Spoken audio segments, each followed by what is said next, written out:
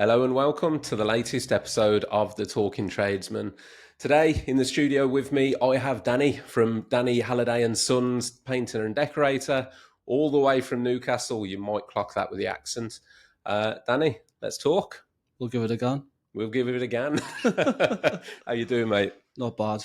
How was your journey down? You left at a ridiculous hour this morning. I set off about 5 o'clock. It took 4 hours, 11 minutes, I think. 4 hours, 11 minutes. That's not a bad run. It isn't, but it tires you out, like. Oh, mate, it's a long distance, but I've done Newcastle myself in the past, and it's been like 5.5 hours. I think I would be better off on a roller for 4 hours than driving for 4 hours.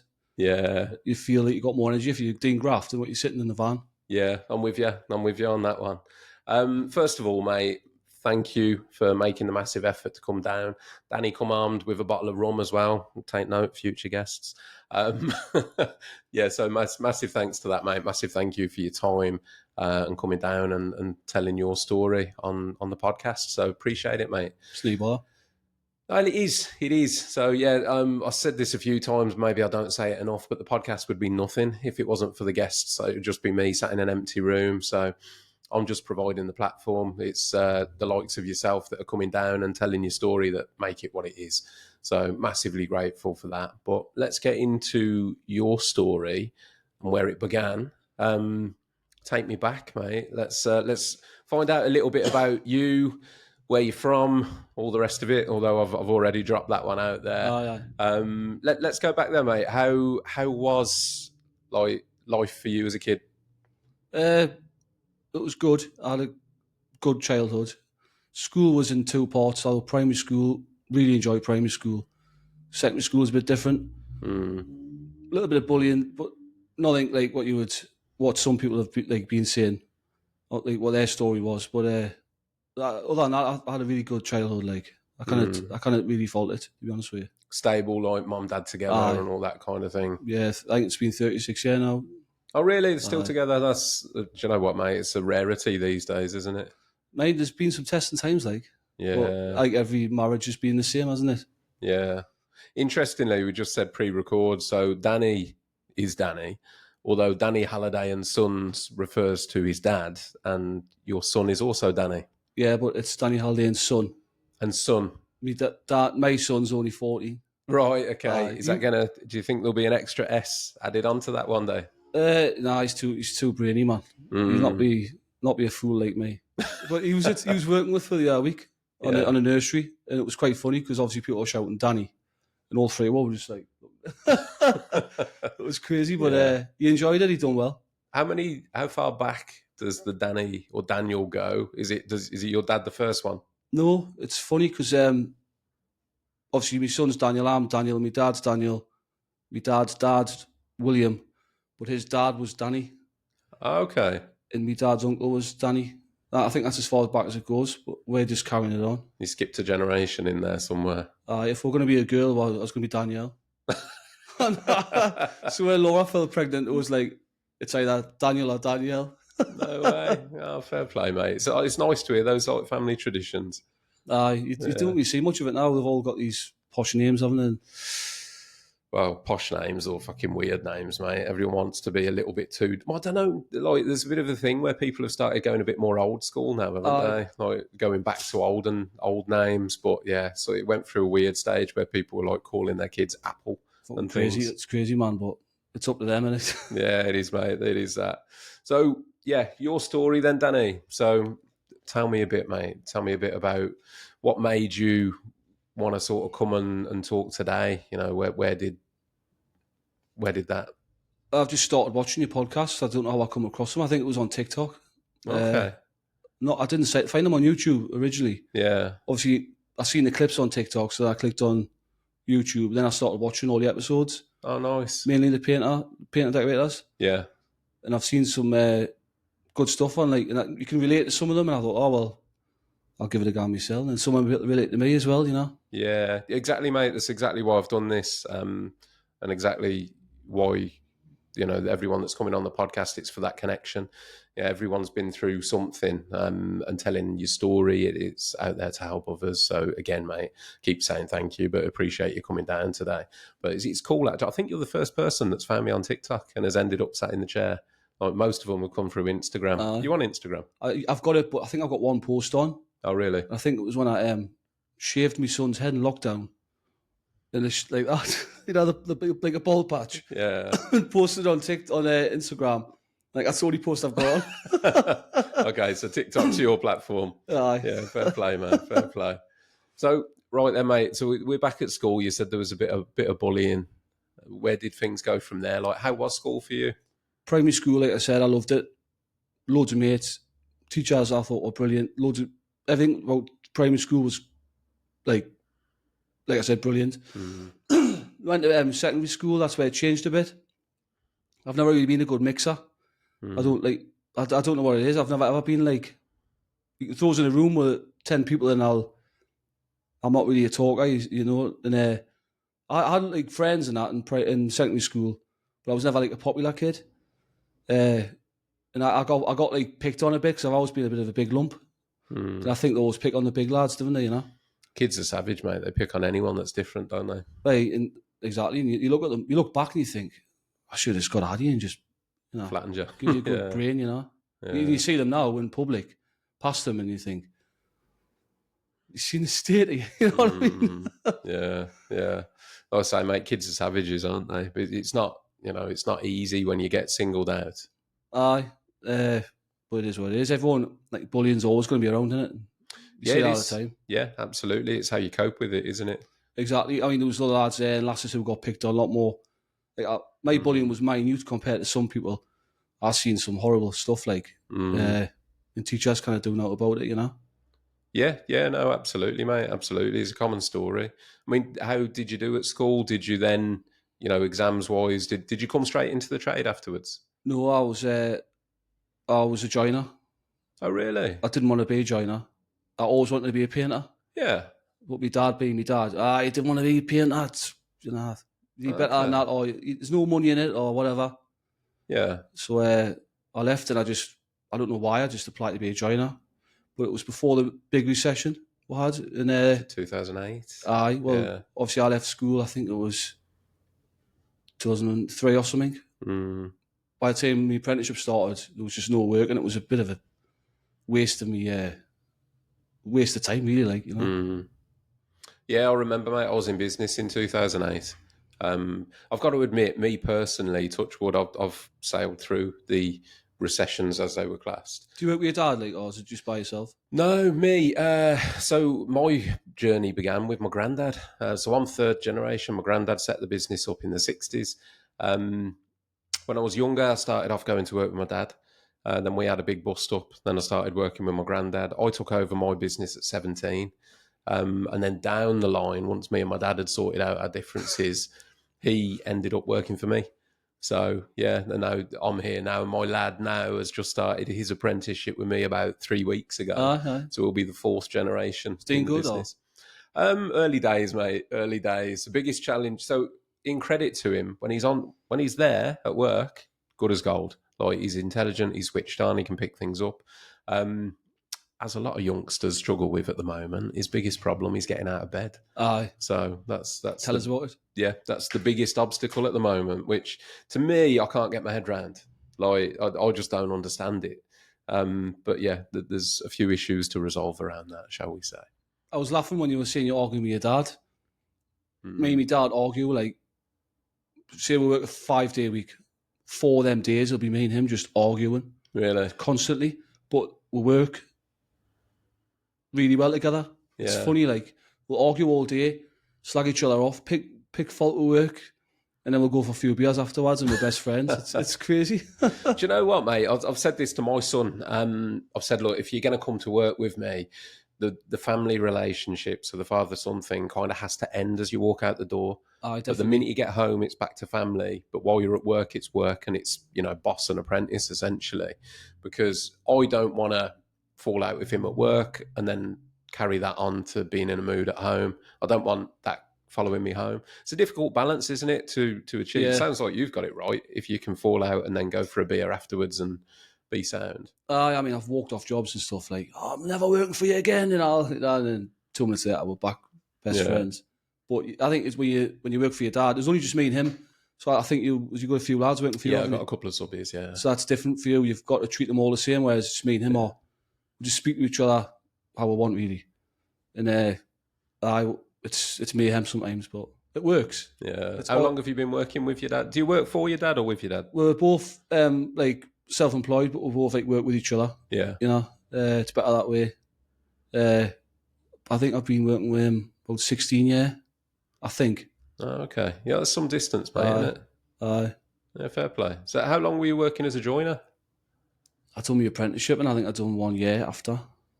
The company I work for was a big company, but they were just subbing all the work out, so you were just basically labouring. It was crap, and never learned anything. Done me level 1, 2. I don't know how, because I wasn't very good at it anyway. And then the third year, we got subbed somewhere to some company working in North Yorkshire, and it was crap. And then I went and worked for a company called Allen's Shop Fitters in Newcastle. They like basically pushed us onto them, and they took me on for a year and a bit. Brilliant lads, but again, I just didn't enjoy it, and that company went bust as well. And that's how I ended up working for my dad. Oh, okay. How was that transition when you first went working with your dad? It was hard because at the time Laura was pregnant with Dan. Oh, really? I was out of work and I had to do something, and obviously there was no work about. I started working with my dad for a bit, and like got better and better. I was always good at painting anyway, because I used to always stay off school and go work with my dad.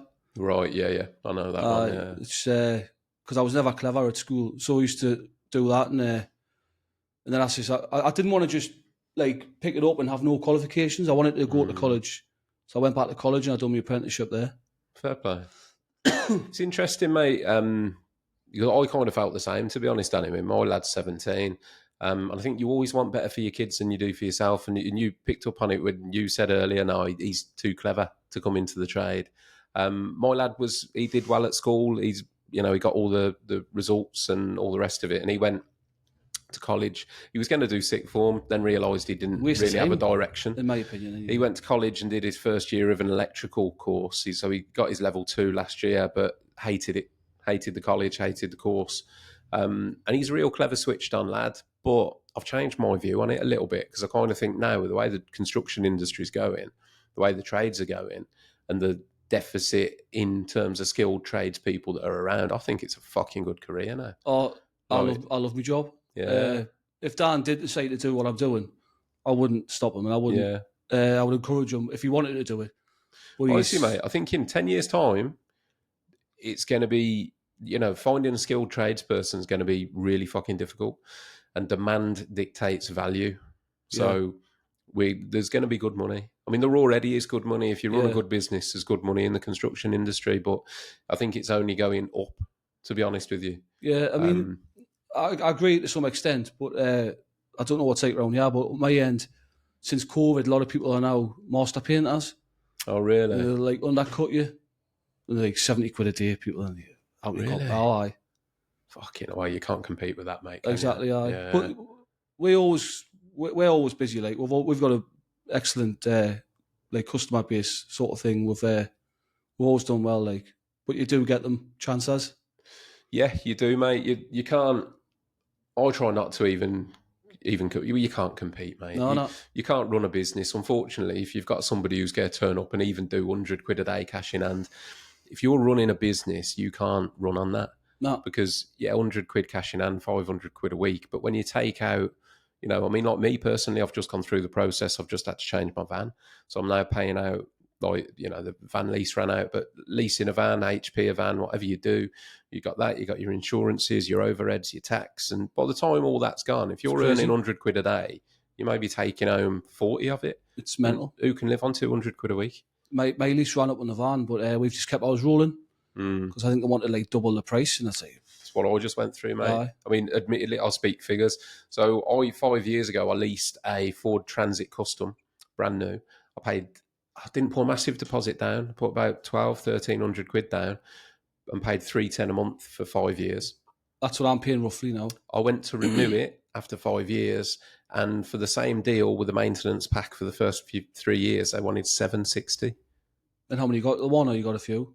Only the one that's mine, and my subbies have got their own vehicles. Yeah. So yeah, from 310 to 760.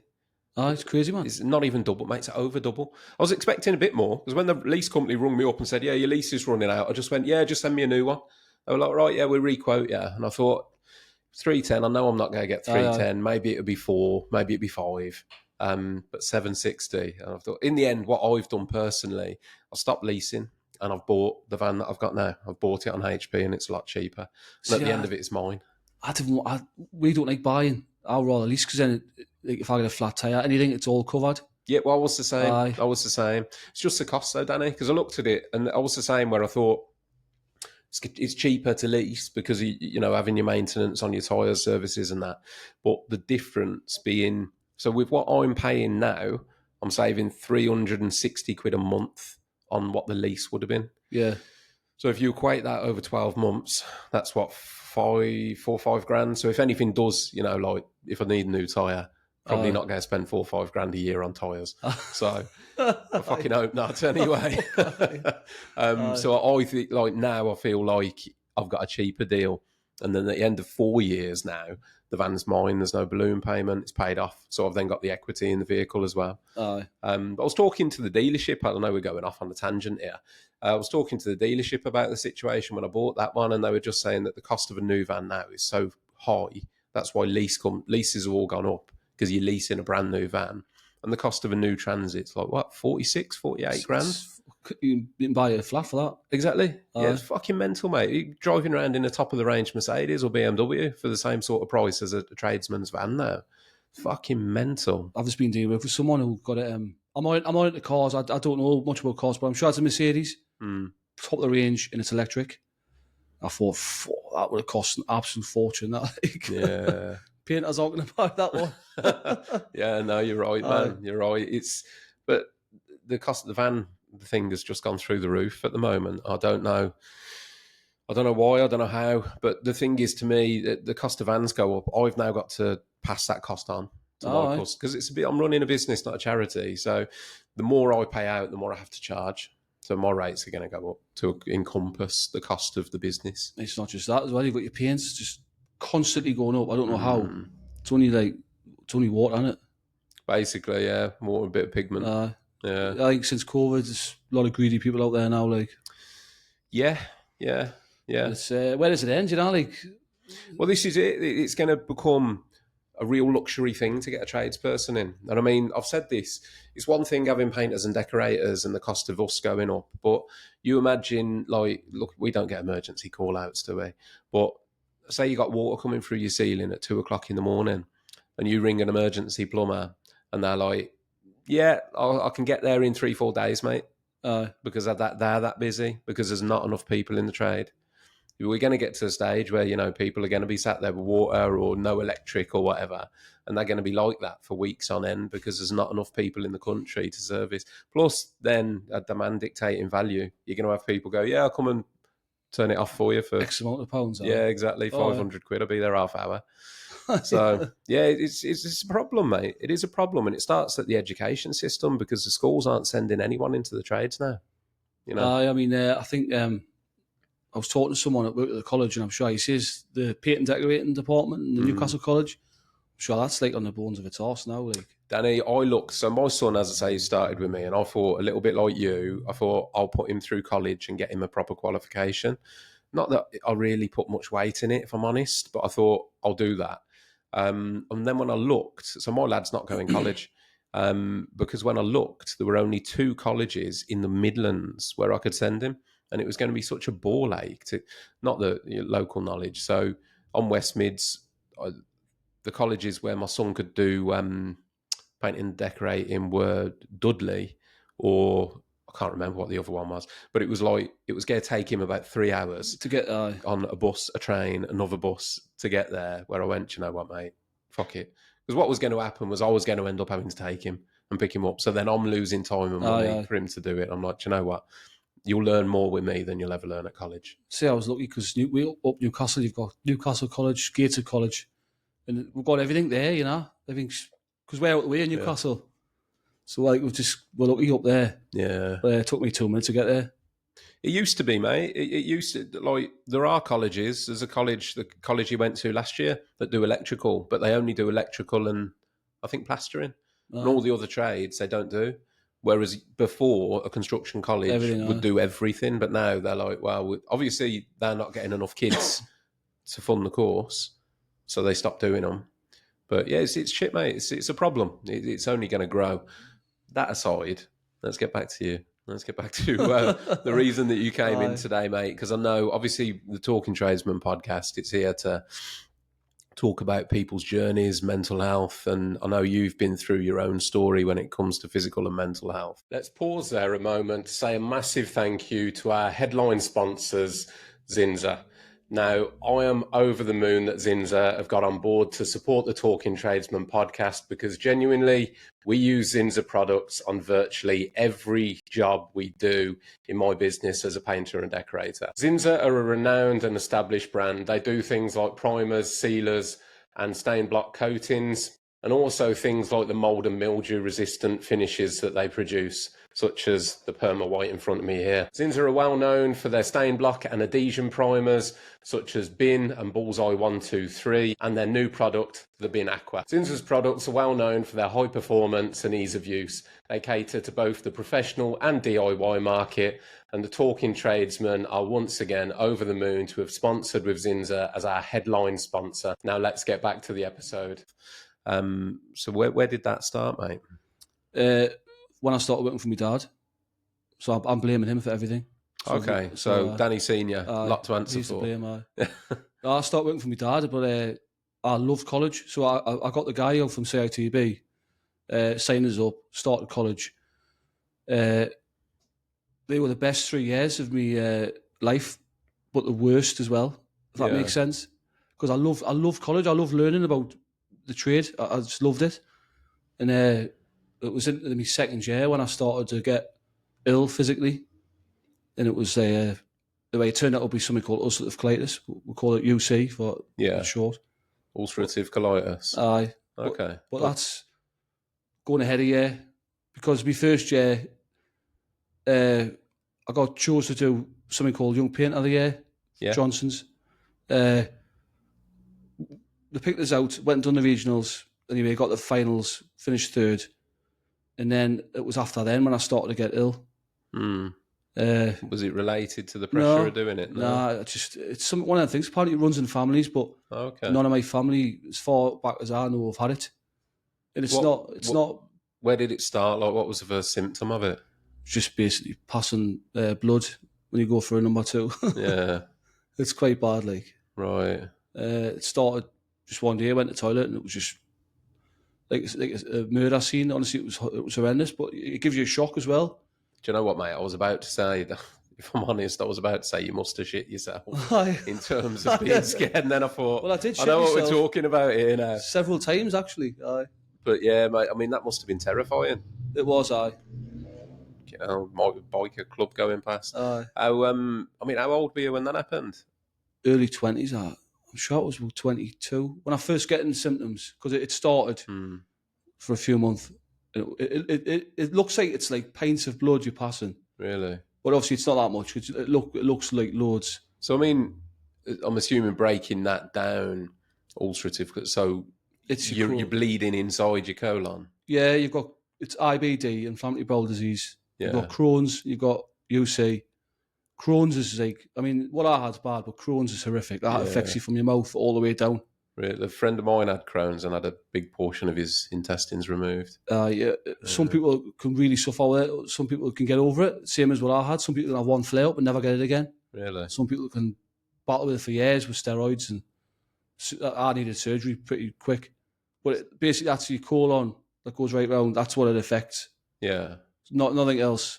Okay. So you imagine what it'd be like passing stuff through your colon when it's all ulcerated and ulcerated. Ulcerated. So, hence the blood. Oh, aye. And obviously I was losing a lot of weight as well. looked quite ill. I was gaunt, and I had people commenting quite a lot because I knew I was ill. Mm. And I used to Google stuff because I'm terrible at Googling. Right. And it was like cancer. I knew it wasn't that, like this, Crohn's or ulcerative colitis. I knew it was one of them. Mm. I was going to doctors all the time. Oh, you've got piles. He has some fibre gel. Do you know what fibre gel is? I've seen it. I don't know if It's what you take when you're constipated. Like you put it in the water and you drink it, and it helps you go. Yeah. That's the last thing I needed, like, you know. Yeah. But that went on for about 4 months, and then it just stopped. Mm. And I started feeling alright again. I thought, it's crazy that, like. Then it came back again with a vengeance later in the year. Right. So, and what was so you lost weight physically? What was the weight loss from? Was that just, were you still eating, or did you lose your appetite, or? I think I was eating well. It's hard to remember now because it was like quite long ago. But yeah. I think I was eating well. I think it's just because I was going to the toilet that many times and you're obviously passing things quicker. Mm. So your body wasn't absorbing the nutrients of it. Aye. Fuck, you know. But it was really bad. Like I wouldn't wish that on anyone. Colitis, like. Yeah. No, it don't sound fun, mate. To be honest. And also, I guess at that age, it's. I mean, how you like? Did you talk to people about it? Talk to Laura, my wife, my You mum. guys been together quite some time then. Unfortunately, aye. She's got her headphones on. Oh no, she did hear that. I used to have loads of hair, spiky hair and everything. It's all gone now. How long have you guys been together? What's? How long were we together? No, before I got ill. Oh, together all, like, how long were we together? Yeah. 16, yeah. Also, it was when I started working for my dad, roughly. Or was it? You were still a joiner, just finishing. Oh, wait. So, aye. Okay. And then we had Dan when I was 21. So how many years was together then? Oh, you know Dan, man, not me.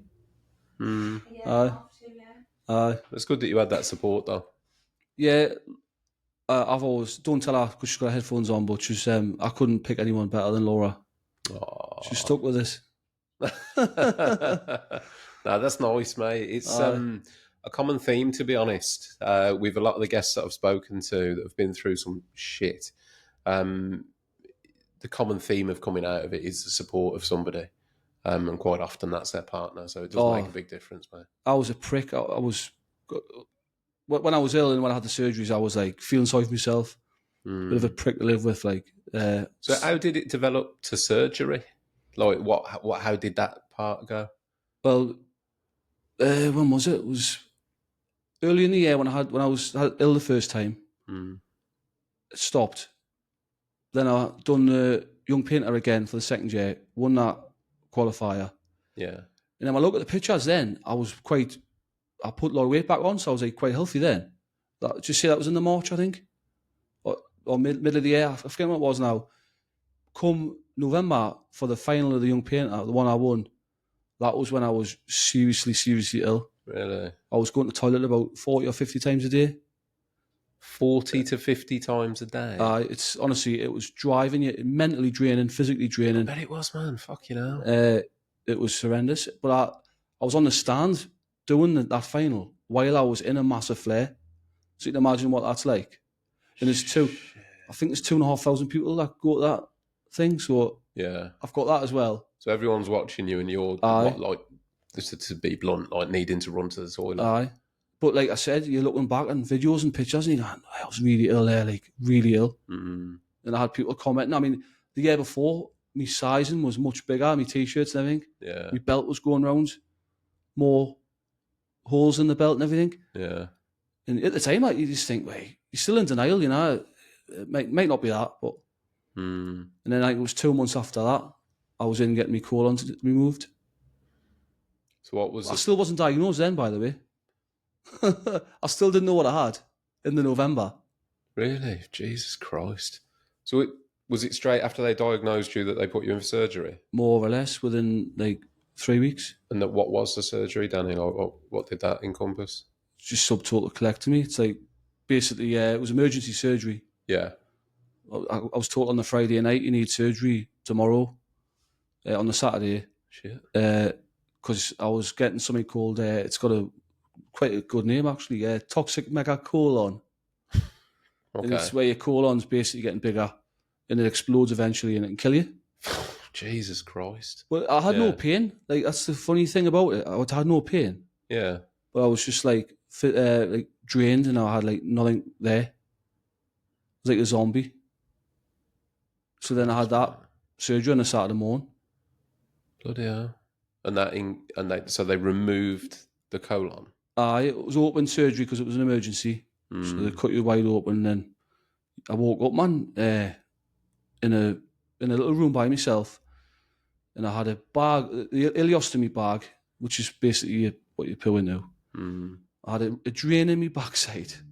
I had a catheter in, and I had a drain in my side. And I'm about 19 stone now. I was probably about 12 stone. And I've always been around about 19, so I lost about 7 stone. Wow. And I was in a room by myself, and I caught C. diff as well. In hospital? Yeah, so when people come to visit us, they had to get dressed in like gowns and get washed and all that. And it was like, Yeah. there's a room no bigger than this for like 2 or 3 weeks. That's rough, mate. That's right. And how old were you at that stage? About 23, I think. Yeah. My son didn't know what was going on because he was only about 2. So you got the little lad to support as well? Aye. So obviously I was off work. I couldn't get paid. That's the first worry you've got, you know. How long was the recovery in that? I was given a 6-month sick note. I was back to graft after 2 weeks of coming out of hospital. 2 weeks? I kind of sit there and just go, like, I've got no money coming in. Yeah. You know. That must have been a big adjustment then, though. So you've gone into hospital, you've had the surgery, and then you've come out, you've got back to work that quickly. Were you then having to deal with like having the bag? It was quite bad because I was like really, really depressed. I wanted to kill myself because I was like 23-year-old. I'm not body conscious, but like if I've got a bag on, I'm like, you know, I'll never be able to get undressed in front of my wife again. I'll never be able to sleep in the same bed as her. I was mortified because you feel like less of a man. That was quite shit. That like literally shit. Well, I mean, what was so I don't know a lot about it, mate. I'm quite ignorant. So never did I. The questions that I'll ask are just purely from that point of view. And there's also people that are going to listen who are going to not know anything about it. So have you still got a bag now? No, I've had 2 more surgeries since then. To reverse it. I did. The only reason I know a little bit is I've got one of my old school friends and he had Crohn's, had a proportion of his intestines removed and had a stoma. Stoma, yeah. And then they did a further surgery after so many months to let it rest and heal. That's it. And then he got rid of the bag then. But he was 50-50. He was told basically you might have to have the bag for life. Yeah, that's what I was. Before my surgery, even though before I had the surgery, I had a camera and all that, which is lovely, by the way, getting the camera. Yeah, I bet. And he said, like, oh, you've got colitis. But I can't guarantee if it's Crohn's or colitis, but I think it's UC. Done a biopsy. Then I had the surgery. Before the surgery, they said you might have to have the bag for life because we don't know until we take your colon out, test it properly. If it's Crohn's, you can't have the reversal because obviously I had no colon. And the surgery I had, it's only been going since the 70s or 80s. I mean, ask a daft question, mate. If they completely removed your colon, how have they reversed it? It's fucking mental. Honestly, it's crazy. It'll blow your mind. Well, yeah, I'm wondering. It's called a J pouch. Like, basically, when they take your colon out, they leave the rectal stump in. Yeah. So, obviously, you got your backside and all that. And then they bring your colon, your intestine down in the shape of a J. Yeah. And then they staple it together. And then they staple that to your remaining stump. So they do it all with what you've got left inside you. Aye. So they kind of create a false colon out of your intestines. Aye. But they do that. That's mad. You've got the bag on, then they do that surgery, but you still got the bag when you wake up because they bring some of your intestine out again, called a loop ileostomy. Yeah. So you're still using that, but your pouch isn't getting used, so it's got time to heal. Right. Does that make sense? Yeah. And then 3 months later, or 4, I forget when it was, you go back in, put dye in your backside, see if the pouch has got any leaks. If it's not, which it didn't, then they take it off the bag. the last surgery was a breeze, like. Do you know what, man? I mean, it sounds grim, but it's fucking incredible what they can do. Aye, well, I was told as well, because I was told I was a candidate for the J pouch surgery, because it's recommended for like young men, Yeah. because it's quite it's about 7 to 9 hours of surgery to get your pouch made. They went, if you can't do that, because you can get something called small bowel syndrome, I think. Mm. Making you a cock pouch. It's KOCK. It's named after the surgeon. Right, The surgeon was called Cock. right. It's not to do with your actual cock, right? Yeah. And they make the pouch at your stomach, but they take your backside out, and then you use a catheter to empty it, which I didn't want. Like, I was like, oh, I didn't want that, Yeah. because that seems quite bad, that one. Mate, I mean, yeah, it's rough. It's rough. I mean, I've got a little, I've got a story I was told actually recently. I was working for a customer, and bless him, he's going through bowel cancer, and he's had bowel surgery, and he's currently got a bag. And he was saying, or his wife was telling me actually, that he'd gone into a well-known supermarket, and on his way out, the door had been stopped by security because I think it was pinching. they were like, we can see you've got something under your top, and it was like the colostomy bag. It's just horrific. I mean, You know. And he'd actually, basically, he'd gone, well, I haven't fucking stolen anything. This is what it is, and lifted his top up. Apparently, the security guard was mortified, and I'm sure, But you got to understand the security guard's point of view. Yeah. And the chap wasn't, he thought it was funny because he said the bloke was mortified and, all apologies. But yeah, I guess it's, there needs to be some awareness around blokes going through that, because I would imagine that, like you were touching on, the mental side of that must have been horrific. I mean, it was just getting the diagnosis that was like driving up the wall, because I knew what I had. The doctor said I didn't. This, that, that, and then it literally took us to get blue lighted into hospital to find out I had that. It was quite a relief in a way to find out you've got ulcerative colitis. I knew that from the start, but now I'm glad I've finally been told that. Now I can move on. But I was on an alcoholic ward for, I don't know why. It was a ward, not a surgical ward, before the surgery, because they tried to fix it with medicine first. So I got put on a ward with full alcoholics. There was blokes climbing the walls and that. Honestly, it was unreal. Yellow skin blokes. One bloke tried to get in my bed because he was having withdrawals. And then the night I got the news of the surgery, there was that it moved some of them out because they were like going crackers, these people, and I was quite upset having surgery. But the stuff they used didn't work, and then that's why it led to that.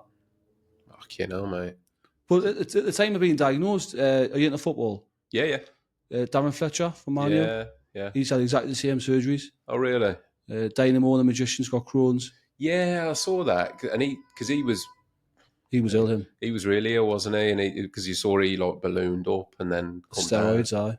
Yeah, and went off the scene. I've listened to a couple of podcasts with him actually. He did one with Diary of a CEO, Stephen Bartlett, recently, because he was talking about being suicidal. I can't remember whether he said he had actually attempted to take his own life. I think he had. I'm sure he had, yeah. I can't remember exactly. He'd either attempted to or planned it. Well, I was reading something called the brain-gut axis, or axis, whatever you want to call it. People with bowel problems can have like a lot of mental problems as well. It's linked. Okay. With OCA, you should trust your gut. Yeah. Or if you're feeling nervous, you always go to the toilet or something, don't you? Yeah. There's a link. So a lot of people with IBD do suffer with mental health. I'm not crying saying I'm really bad mental health, but I do get a lot of anxiety and stuff with it. Not as much now, but I did at the time, I bet at the time you did, mate. Yeah, because I mean, speaking openly, talking about having a surgery, and because it's your digestive system, and having an external bag, like you said, a young lad, somebody who's generally like early 20s in their prime, and enjoying life, enjoying the physical elements of life. I guess that was kind of took away from you to a degree. But I would understand if it was self-inflicted. I would go, fair enough, I deserve that. But it's not. It's nobody knows like what causes IBD, autoimmune diseases. I guess it's a body attacking itself, isn't it? That was the thing. Like I just thought, why the fuck have I got that? Like, Yeah. you see other people who haven't, like, fine, and they abuse themselves all the time, and I had that, and I was like, that's what really I couldn't understand. You think the world's against you, and that, and it turns you into a bit of a dickhead. Like, to be honest with you. How do you mean? Because you said that Aye. you became a bit of a dickhead. Aye. Like, in what way? I used to just take my anger out on people, basically. Frustrated and pissed off with the world. Like Laura, Dan, my mum and dad, and that. My brother, my sister, I used to always like push them away because I was like, just fucking leave us alone. You know what I mean? Like, I slept in a separate bed for a year. I just couldn't bear anyone to be like around us and stuff. And that was more related to how you felt about yourself. Aye, because obviously I was like running to the toilet all the time. I felt like shit. No. That's rough, mate. It would get anyone down. Wouldn't it? Let's be honest. But like I said, I haven't had anyone in my family who's ever had that. Well, Yeah, so you hadn't even got anyone to like. Did you have any support? Like, was there anyone that you could turn to talk about what you were going through? You get a stoma nurse of some in hospital. She was called Hella Wilson. She was lovely here. And she put you in contact with people who've had surgery. So I was getting in touch with a lad called Stephen, and he was really good. Like, he was telling us what to expect, what to do, give us little tips. Because you get like sometimes the bag would leak or burst. Yeah, Like, you're not doing this properly. Do this. That helped. But my granddad, my dad's dad, he's got a colostomy through cancer. So he was like giving us little hints and tips as well. That was quite good. But you get on with it eventually, and it's amazing what the human body can do. Like, it is. Yeah, and the fact that you've gone through all that and then had those surgeries, I mean, it's astounding that they've. So your digestion system is normal now. Ish. Like, you might go to the toilet, like, say, once or twice a day. Maybe it's in the morning or night time. I go about 8 to 10, but that sounds a lot to you. That's not a lot to me. It might only be 4 times a day I go. It depends what I eat and what I'm doing. But do you have to like abide by a certain diet, or has it changed? No, I'm pretty horrific. Like, oh really? Yeah. I didn't know whether they'd say to you after that process, like, you need to avoid these foods or you can't eat this. Well, I once had a blockage 2 years ago, because where you've got scar tissue, it's narrower your intestine, and if you eat stuff that you cannot digest, like if you didn't cook veg properly or whatever, or if you eat nuts or whatever, that can like cause you big problems if you stuff your face with them. Well, I stuffed my face with them, didn't I? So I was in acne for a day. I thought I was going to go to hospital, but luckily it went. But that pain was like up there. Really? Oh, Talk about and find out, Danny. It's one of those. Mind you, I didn't do that again, like, or I chew them properly now. Yeah. You know. Aye. Oh, you live and learn. Yeah, but it's again, we were talking about this before recording, how you don't really know what people have been through. It's not the kind of conversation that you would go into in normal life, but you've got all that in your background and all that adversity to go through. Because in credit to you, man, like, for a lad in their early 20s, I mean, that would be enough for some people to push them over the edge. But you could act out in all sorts of ways. You could turn to substances. Like being blokes and doing what we do, a lot of the time you just try and mask it rather than deal with it. That's what I did, for a long time. But it was a funny story, actually. When I had the bag on, I was dead thin. So I was like, having a few pints of Guinness to try and put some weight on. Yeah. So as you best do, diet, great diet that Danny. Yeah. So I was in the social club with my dad, and I was sitting on the table, and at the time I was like starting to show people, and I was telling people about my bag. At first I wouldn't, and I thought, I'll just embrace it, sort of thing. So I was in the club. I've just spat at you there. Well, you didn't reach me. You're all right. I was in the club, and I was talking to 2 old blokes, and I was on about something, and I went, I've got a bag, and this other bloke went, so have I. And this other guy, so have I. All 3 had the same thing. No way. Ulcerative colitis. And an even funnier story, one of the guys I was talking to woke up next to me in recovery after my next surgery. Unreal. So it's probably more common than you think. It's just not, I guess it's not the conversation you normally have, is it? By the way, I've got this. Look at this. I'm going to ask a question, because I'll be honest, it popped into my head and I thought, I ain't going to ask it, but I am going to ask it because I'm curious. So when you've got a bag, does it just, the process of that, does it just fill up automatically? Are you unaware of it filling up? Just a different Because eye. I'll be honest with you, like, if you go for a number 2, you're aware of what you're doing. You sit there and you get your business done. There's none of that. It just Aye. fills up Yeah. like automatically. So you're not like aware. You don't a bit grim, mate. But you don't have to. You would know. Like, you know when it's. But you don't have to push it out. No. That's what I'm getting at. No. No, it just tops up. It's just then you just got out and it's empty, and then you just empty it. Right, and then you just swap the. No, it's like you're opening in it. It opens and you just empty it. Okay, you don't need to take it. You take a colostomy off. Yeah. Ileostomy, there's an opening at the bottom. You just empty it and then you just clean it and then just close it back up. Clean it and close it. Aye. You know, mate, listen, it's one of those. I learn something on every podcast. And if I'm honest, it's a question that it's gone in my head and I've always thought it's a bit of a sensitive subject. Don't ask that. But I've just done it now. I've asked the question. I talk about shit all the time. Yeah, well, yeah. But there'll be listen, if I thought it, there'll be somebody out there thinking the same thing. Aye. So, no. Ask us anything, I'm not bothered. Yeah, well, that was it, mate. That was my big question. So, yeah, I've literally I've had bed baths off old nurses. I've had things put up places, and it's like whatever. They've seen it all. Well, mate, the alternative is that you peg it, isn't it? So, you got to get them things done. You've got to get them things done. But it's not a journey that you wouldn't have chose it if you could pick it. But it is what it is, and you sat here today. But I knew all along what I had, But yeah. Well, fair play to you, man. Fair play to you for enduring that and coming out. How long was the process from from your first surgery through to, I guess, being reconnected and being normal in your...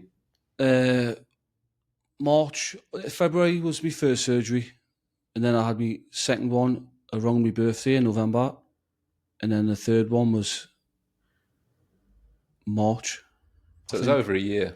13 months, is that right? Is that what I come Yeah, it was 13 months. Second one was the worst one. That was like where they do all the reconnections and stuff. That was horrific, that one. Like, the last surgery was just a breeze. The second surgery, you're actually upside down. You're like out on the table. It's called the Lloyd Davies position. And when my son came and seen us, I was like, my face was like, because obviously I've been upside down for 9 hours. I looked like I had elephantitis. My son was petrified. Oh, hold on. Is that? I guess that's to get your internal organs to slide. They said it's easier to work. Out the way, isn't it? Yeah. Like that. Just not like that, but not just like. Yeah. But when you're like that for 7 to 9 hours, I woke up and my eyes were all bloodshot and everything. It was. Blood rushes to your head. Aye. That's rough, mate. But yeah, I mean, fair play to you for coming through it. How did it affect you work-wise?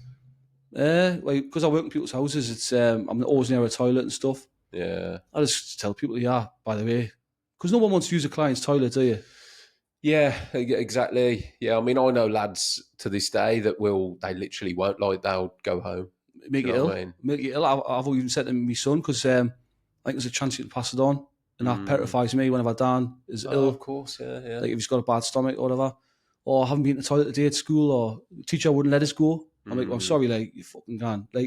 Give them my number and they ring me because you can't to the toilet. Don't be bothered about what people think or say, because it'll make you ill, man. You've got a gun when you got a gun, haven't you? Yeah, absolutely, mate, absolutely. And it's one of the things of being in the trades, mate. And certainly, I guess if you do site work, it's probably you're a bit more accommodated. Although I imagine site toilets ain't great, but I've done jobs in the past where, say, we've worked on, I don't do exteriors anymore, but used to work on some big, nice houses for some probably older clients, if I'm honest, a little bit like tradesman's entrance kind of clients. You don't come to the front door, you knock the back door and all that. But where there was no use of a toilet, they wouldn't let you in the house. That kind of. When I first started in the trade, I took on some of my granddad's old clients, and they were, I guess, old money, basically. And yeah, there was a lot of that. You weren't allowed in the house. I wouldn't do it. I've got a gun. Yeah. I was once on a job after I had it's called a takedown when you have your bag off. After my takedown, it was a year afterwards, so I was still coming to terms. It takes about 2 years. It's quite rough to get used to using you normal again. Yeah. I was on a job and the woman says, "Oh, the toilet's not working." So, all right, need bother. And I says to the plumber, it's like after like 5 days, yeah, mate, you're going to get this toilet fixed, like, because, you know, like, I'll keep going to the toilet. And he says, mate, it's been working from day one. I was like, you fuck. So she just Really? didn't want to use the toilet, you know? Yeah, I had one customer, mate. The once, and I refused the job, because we had this conversation. I'd only gone to quote, and she said, "Oh, well, just to let you know, um, basically, we don't, you'll be working in the lounge and the dining room. It was like interconnected. We don't really want you using our toilet." And I laughed to begin with. I was like, thinking it was a joke. She's serious. And she was like, no, and she basically said that Hopwood services, as it were, from where I was quoting, she was like, the motorway services are up the road. Well, So and she said, so when you need to go, if you just, can you use the services? But the services were 15 minutes away, Danny, which might not sound a lot. But to me, I was like, hold on, I've got a lad working with me. I was like, so if either of us need to go to the toilet, we've got to do a half-hour round trip, plus popping in and all that. Like, so probably 40 minutes. Aye. I said I went, look, do you mind me asking like what the problem is? And she said, well, because I kind of took offence then. I thought, well, I'm not a fucking animal. Exactly. Do you know what I mean? Like, what do you think I'm going to do in your toilet? And she just went, we had some people in working on the roof and the chimney, and we let them use the toilet, and they made a mess of it. I was like, And I that's was it. like, well, yeah, exactly. I said, well, I can assure you that we wouldn't. I said, but are you set in stone on that? And she said, yeah. I said, well, the job's not for me. You know, I done a job down Windermere. I'm saying down because obviously I'm up Newcastle, but I'm not down Windermere. And I was sleeping on the job with this electrician just to obviously make a bit more money instead of paying for digs and stuff. And the builders were coming on the job and like leaving a right mess on the toilet. Like honestly, like Yeah. And then the client was like, "Oh, is that the painter?" I said, "Oh, wait, I've just been doing that in your toilet, like." Yeah. Unreal. It's horrendous, mate. And so, I mean, don't get me wrong. Like I say, some site stuff is just horrendous, isn't it? What you see. Some people are pigs, man. Yeah, but working in and out of people's houses, like you have respect for it, don't you? Yeah. I mean, 9 times out of 10, you're not going to have to go for a number 2 in somebody's house. But if you have to, you have to. But yeah, I couldn't get my head around it, mate. To actually be asked to go and use motorway services and not use the toilet in the house. Like, you should have said, I will, but you'd be charged a premium. You know what I mean? Like, I've come across it in the past. Years ago, Danny, we used to do insurance contracting. We were approved contractors for a few insurance companies across the country. And the insurers actually used to ask the client, like it was one of the questions. So it was a bit more, it was all official. So it was like health and safety risk assessments and all that. But the client used to get asked, are you happy for the tradespeople to use your toilet? And if they said no, then the insurance company would supply a portaloo. And I only had it like twice. But there would literally be, you'd turn up on the job and there'd be a portaloo on the drive of like a 3-bed semi. It just looked bizarre. And it was like, oh yeah, and there'd be a note on the file like this customer does not want tradespeople using especially the fucking painters. Exactly, yeah. Which I was like, well, whatever. If you get a drop of portaloo on your drive, fine, we'll use that. But yeah, it's a weird one, that, isn't it? Well, everyone's different. They are different, but like I said before, man, we're not animals, are we? Some of are. Well, I guess it's the ones that ruin it for everyone, dude, isn't it? So, I mean, take me from there then, mate. So after you went through that, what's your story from there on in? Oh, well, I've missed a bit. After me first surgery, this is what I'm saying, I've had that much. I'm rubbish with dates, so I'll probably keep jumping backwards and forwards. It's fine, mate, yeah. After my first surgery, which wasn't the worst one, but it took the most out of us because I was that ill. I was sitting in the house. I literally just come home. I was sitting watching the telly and my heart just started like racing, like really like coming up my chest. I've never had that before, and I was like, that's not normal, that. Let it go. And it was about 10 minutes, 15 minutes went by. I think I rang Laura and I was like, yeah, what do we have? So rang an ambulance. They came straight to the house, like they were there within 2 minutes. Took straight to the QE and gated. And my heart was, I forget what it was doing now. They took us into the wherever and they injected us with this stuff in my heart, in my arm. And it just kicked my heart back normal. It was weird. But by this point, it's been going on for like about an hour and a half. an hour. And he says, if that happens again, you need to be investigated because that's like a bit concerning. Well, that used to happen all the time. Whenever it used to just go away. I used to pop an aspirin and it would go away after 10 minutes. Right. So that lead on to the story later on, what else happens. But after my second surgery, like I said, it was just recovering. I was all right. I was starting to pick up again. And then, like I said, it was in November. Come end of December, my granddad took bad, my mum's dad. Me and him were like that. And he was something happened in the house, and my brother went and seen him, and my brother says, "Grandad, you look like ill. Yeah, what's happened?" So they took him into the hospital. Turned out he had a massive heart attack, and this was obviously over the festive period, so the like skeleton staff. And the QE don't do heart surgery. Got to go to the Freeman, which is in Newcastle. So he was in there, and anyway, he died of a heart attack at the morning of his surgery. Oh, They seen him. to hear that, mate. So that like set. I was like that, and then that set us down. And then I had to carry his coffin and that a few weeks later, and then I had the recovery, the takedown surgery. So it was like, I'm getting there. And then it would be like, phew, that's something else has happened. It just seemed like it was all the time like that. You just couldn't like get like a... Do you know what, mate? I've said this recently. It's life rarely throws a knockout punch at you. Oh, jabs, aye. It's combos. You get hit one side, left side, and it does feel like you're just being punched from pillar to post at times. Aye. And it does, it's... Listen, man, life is fucking tough. It is tough, and we go through shit, and often we try and bottle it and not talk about it. Aye, but there's always, like you said, it seems shit, but you look at someone else, you're going, fuck, no, what I've had there was nout. Yeah, it's a tough one, mate. It's good to get perspective, but it's also that's a way of bagging it and bottling it and going, wow, just because that bad stuff has happened to me, there's always somebody that's had worse, but it doesn't take away, it doesn't detract from the stuff that's happened to you. Do you know what I mean? That stuff's still real.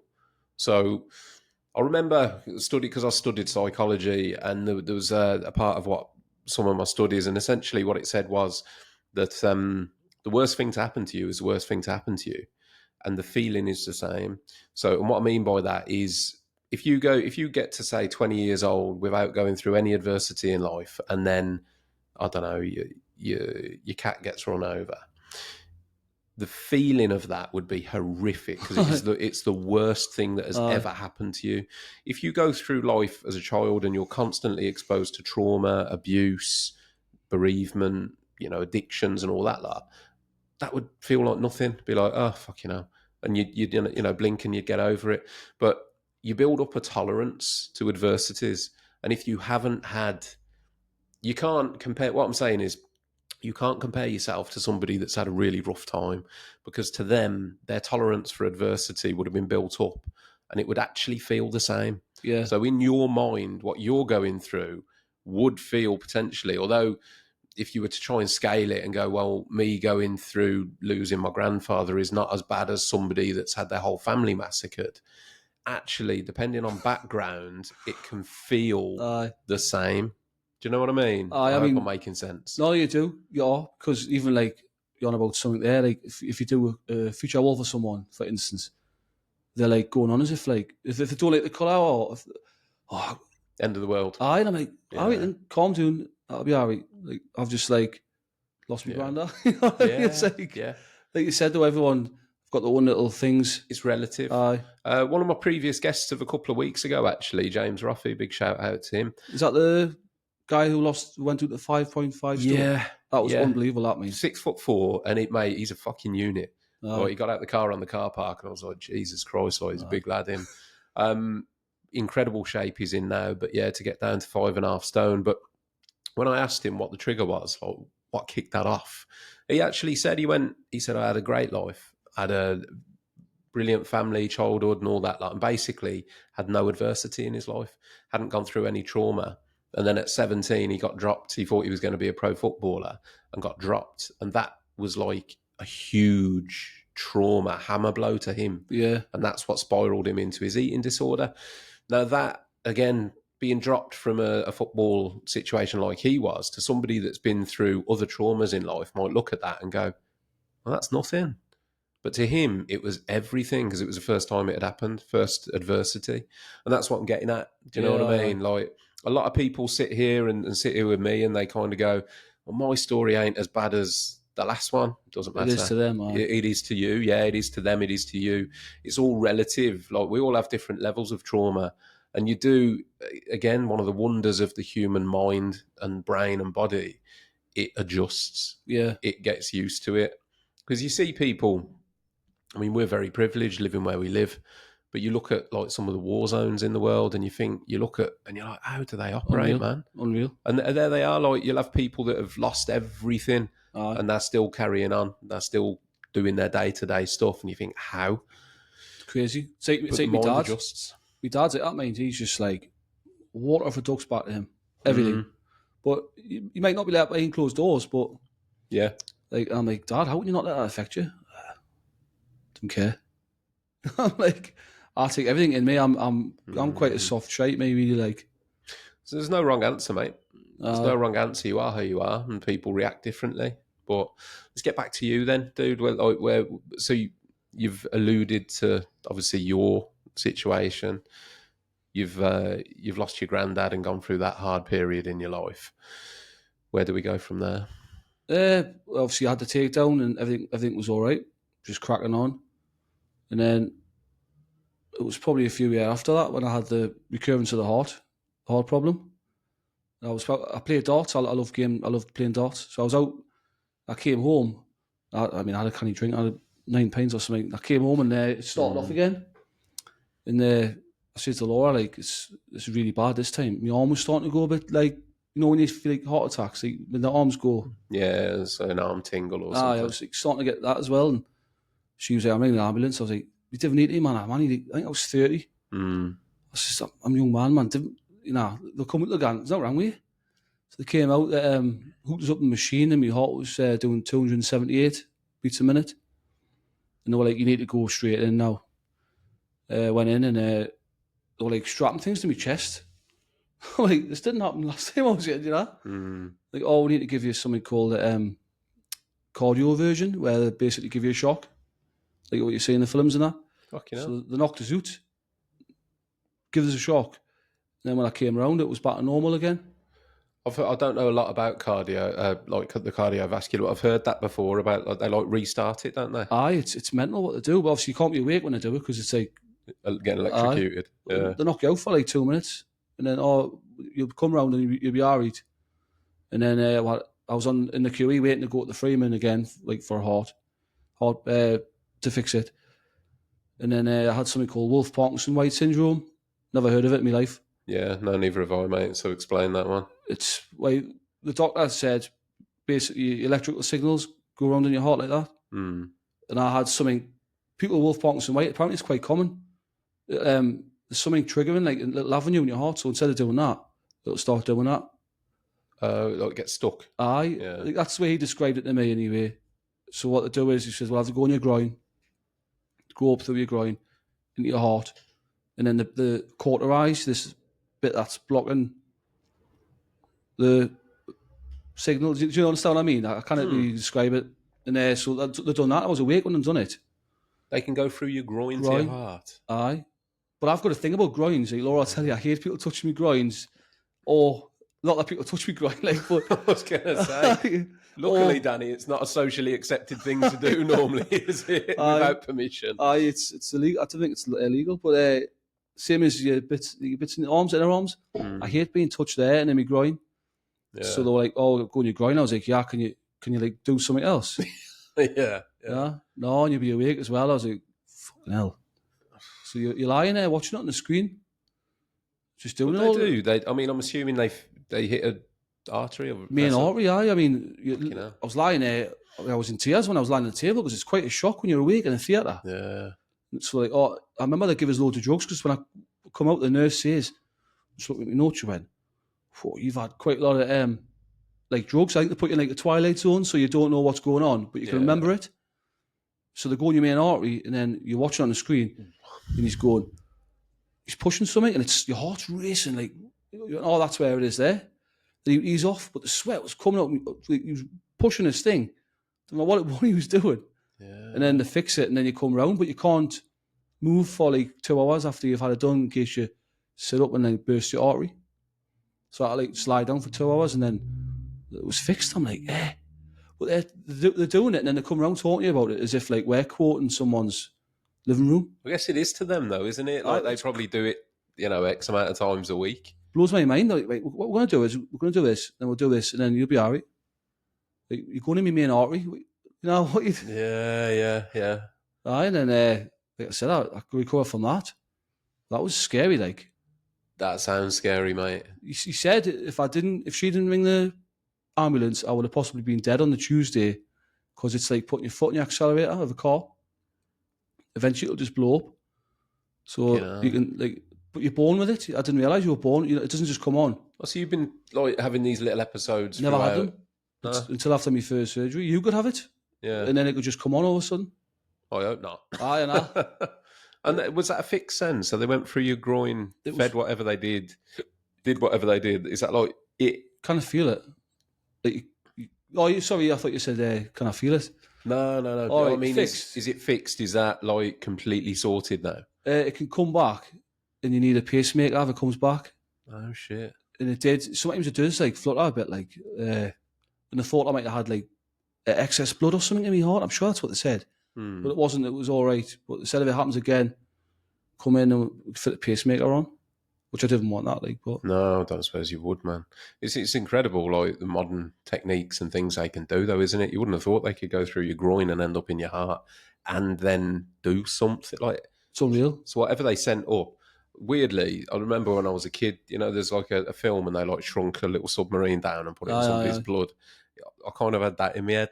It's like that they've fed something along, but the fact that it can then, it's one thing thinking, well, they've put like, I don't know, like a camera or whatever in, but to think it's then got something where it can do something, where it can locate and like you said, cauterize something. Like, that's fucking mental. From your groin, I mean, yeah. Because I think if you need a stent, which is a heart attack, which obviously I didn't have, they go in your hand, at your wrist. Yeah. But they don't do that through your groin if you need a stent. If that makes sense. They only do what I had through the groin, I think, and the stent through the wrist. It's weird how like the stent thing's mad as well. My uncle had that years ago, and that's like again they feed something up a vein into your heart and then open up. Aye, it's when I don't know, cholesterol or something, something closing. Like there was guys on my ward who had that. Obviously, it was heart attacks, and they put this thing on your wrist, and it's like dead tight on your wrist, and knocked us sick looking at them. I was like, because I hate stuff like that. Yeah, like I'd rather have surgery like on my bowel, than have like needles put into us. I'm really funny like that. Like, when I get my blood taken, I'm like that.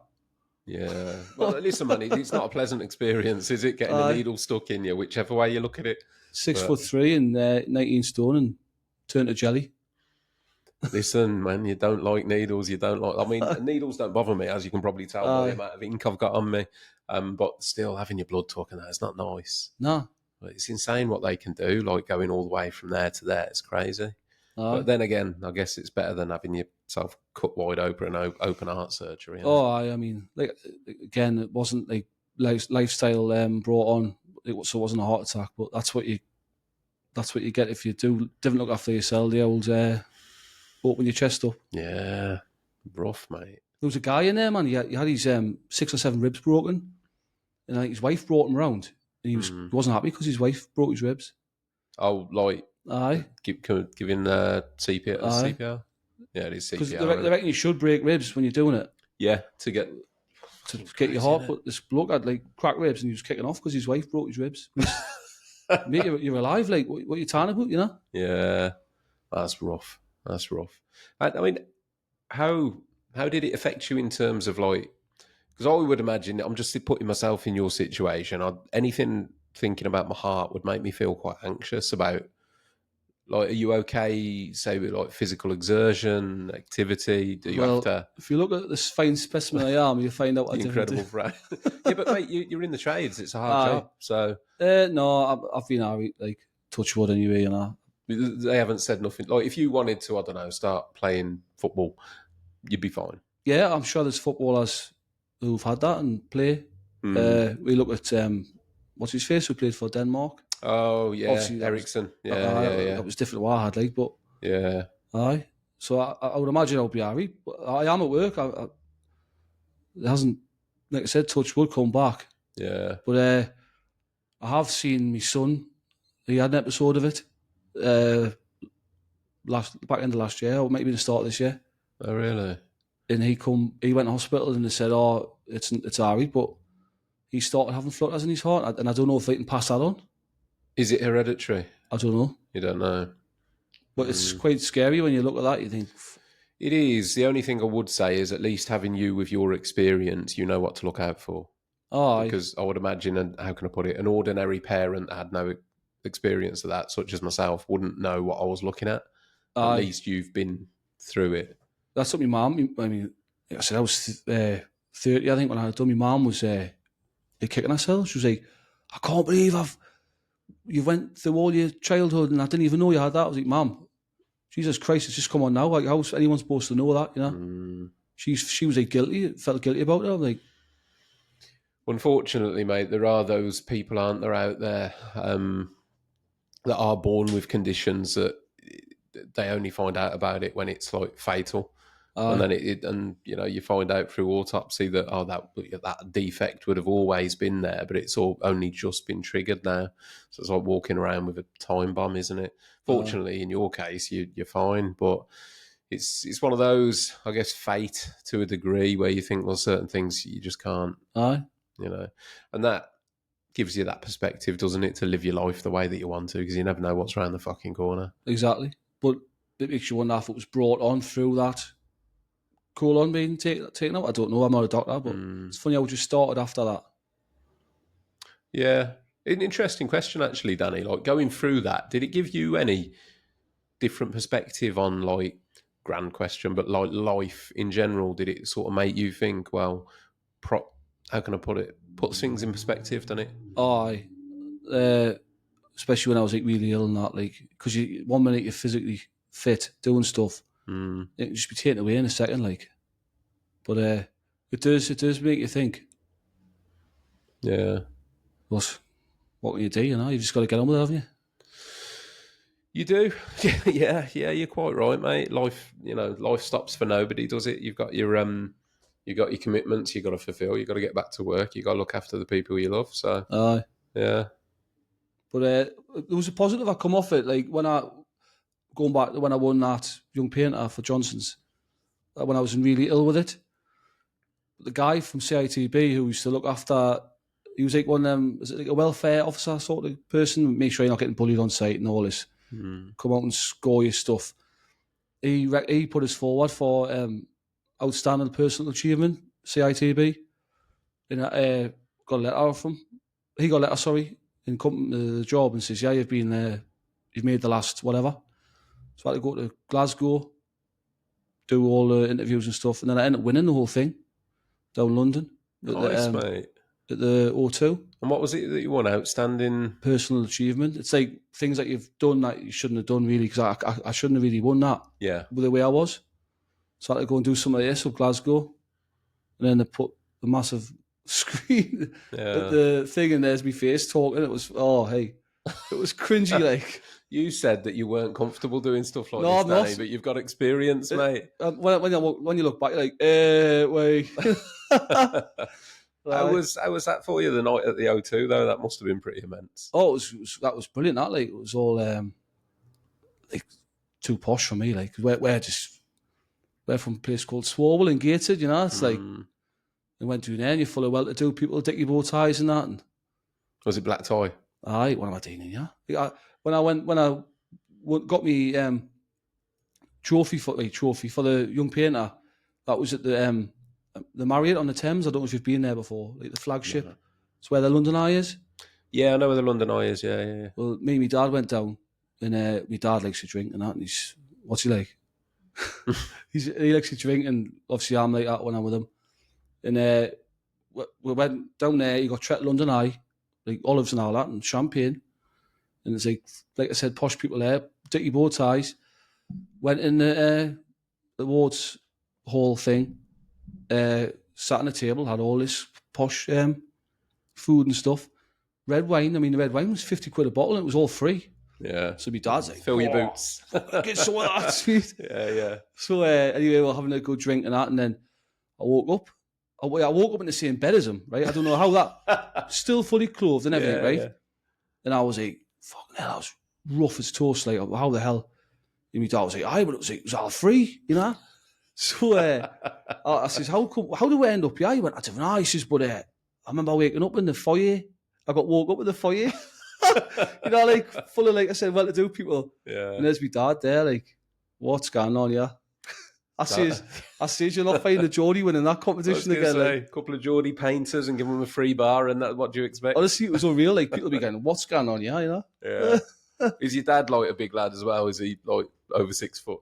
No, he's big, but he's not big in height. No. He's one of them. He has the mattress and takes his shirt off. And Yeah. Is he? he's on the NUFC? no, but he was on the BT advert. I don't know if you've seen it. Oh, I don't know, It man. was last season. Like, that was his claim to fame. Really? But he's like, everyone knows my dad. Like, Yeah. oh, Danny Halliday, are you Danny Halliday's son? You know. Big character. Aye. That's cool, mate. He's. I'm still blaming him for everything though. If you hadn't have gone to work with him, you'd be all right. Exactly. Aye. Mind you, mate, you are all right. You're sat here now, aren't you? So, you know, Exactly. Aye. yeah, fair play to you. And like, how is the outlook on things now?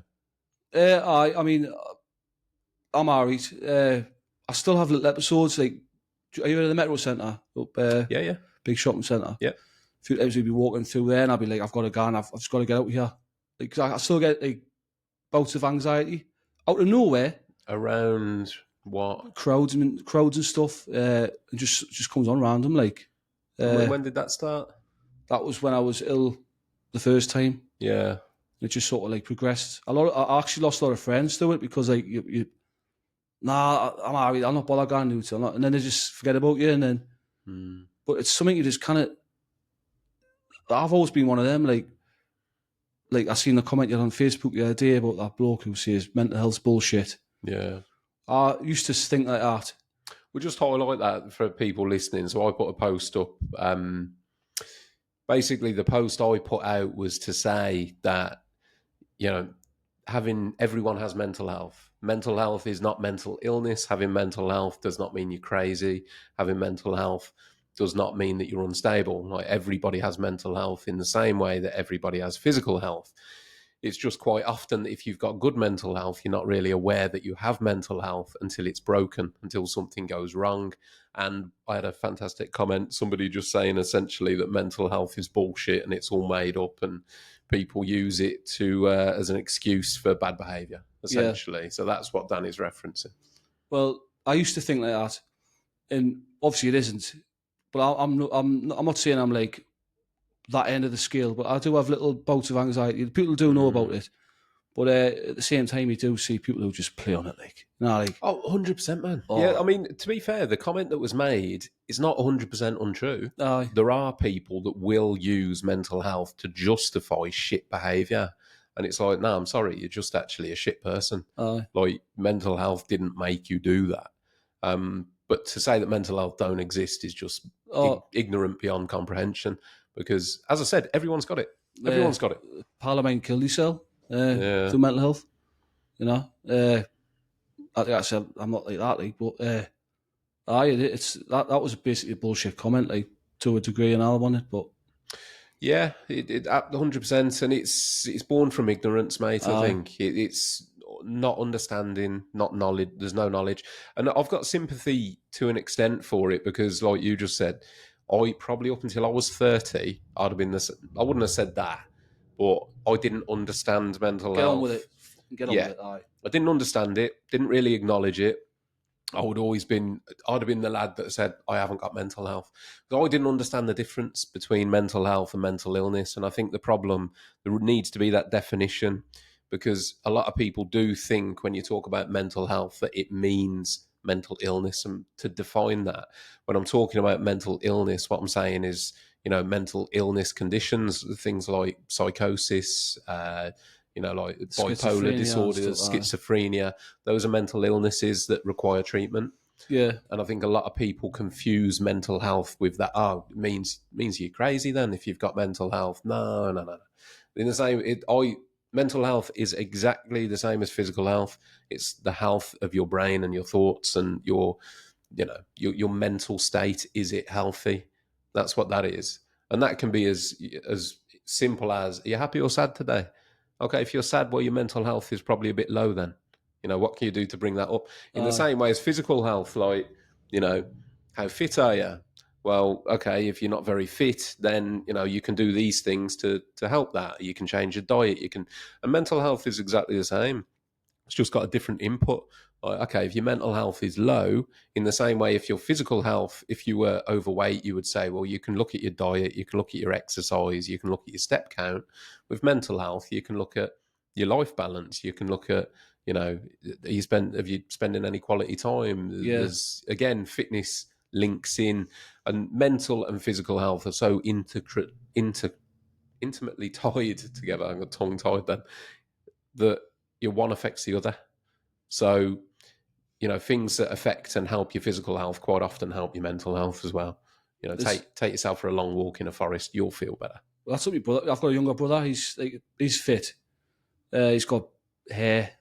He's just a dick. Motherfucker. I know, he's a dick. But he's fit and he's got hair. He's got a bigger nose than me though. Is he another Danny? No. No, he's not. He's Scott. You're not a Danny. He I know for a fact he suffers mental health sometimes, but one of them, he always says to me, come with a run, man. Come for a run with us. I mean, Scott, man. He ran 70 miles the other day. 70? Aye. 7 and a 0? Aye. Fuck yeah. It started 7 in the morning, I think, or whatever, until early hours the next morning. Jesus, he ran 40 of it and walked some and then ran. But he says, Dan, the best thing, buy a podcast in your ears, go and running. I say, fuck off. I just can't. I will. I want to, but I'm just too lazy. Do you know what, mate? I go through stages. So I go through stages where I get myself very fit, and then other stages where I drop off. And I know the things that are good for my mental health. I'm an overthinker. I run a few businesses, and I've got various stuff in my own personal life going on where, you have your ups and downs. And like we said, life's fucking hard. Things happen. And I know what helps me. And stuff like, I know for a fact, if I get in the car, even if I don't want to go to the gym and push it hard physically, if I just go for a walk, go for a couple hours around the forest, put myself in nature, headphones on, whether it's music or whatever. Sometimes I prefer music to a podcast because I want to, me personally, I like to be alone sometimes. I'm the same, aye. And putting a podcast on and having somebody talking, I feel like there's somebody with me. So I actually prefer to put some music on, go for a walk. There's a local forest not far from here, and you don't have to go too far before you basically don't see anyone for a good stretch. That for me is like, I guess it's my version of meditation. I'm the same with my dog. I like taking them along. We call it the lanes where we live, and it is peaceful. Like, I like doing stuff like that. I'm feeling that now, mate. I don't know if you saw, but I lost my dog about 3-4 weeks ago. I'm struggling at the moment with not having that. So I'm forcing myself at the minute. It was a bit difficult to begin with because I'm forcing myself to go for walks. I'd always got an excuse because I had to walk the dog every day because she was a Siberian Husky as well, so she needed a lot of walking. So every day, mate, I was out for probably an hour a day every day, and then weekends I'd go, I've got a bit more time, so we'll go to the forest or we'll go wherever and go out for a couple of hours. I'm struggling with not having that because that was my purpose for the walk. So I'm trying to force myself now, like, go for the walk anyway. Yeah, and then but it's not the same though, is it? It's not. And then that's shit because I've had to get through the initial. This is where I used to walk the dog because we live. It's a nice little town where we live. You walk down by the river. The River Severn runs through. And there's some lovely walks down there. But obviously, I used to do them all with the dog.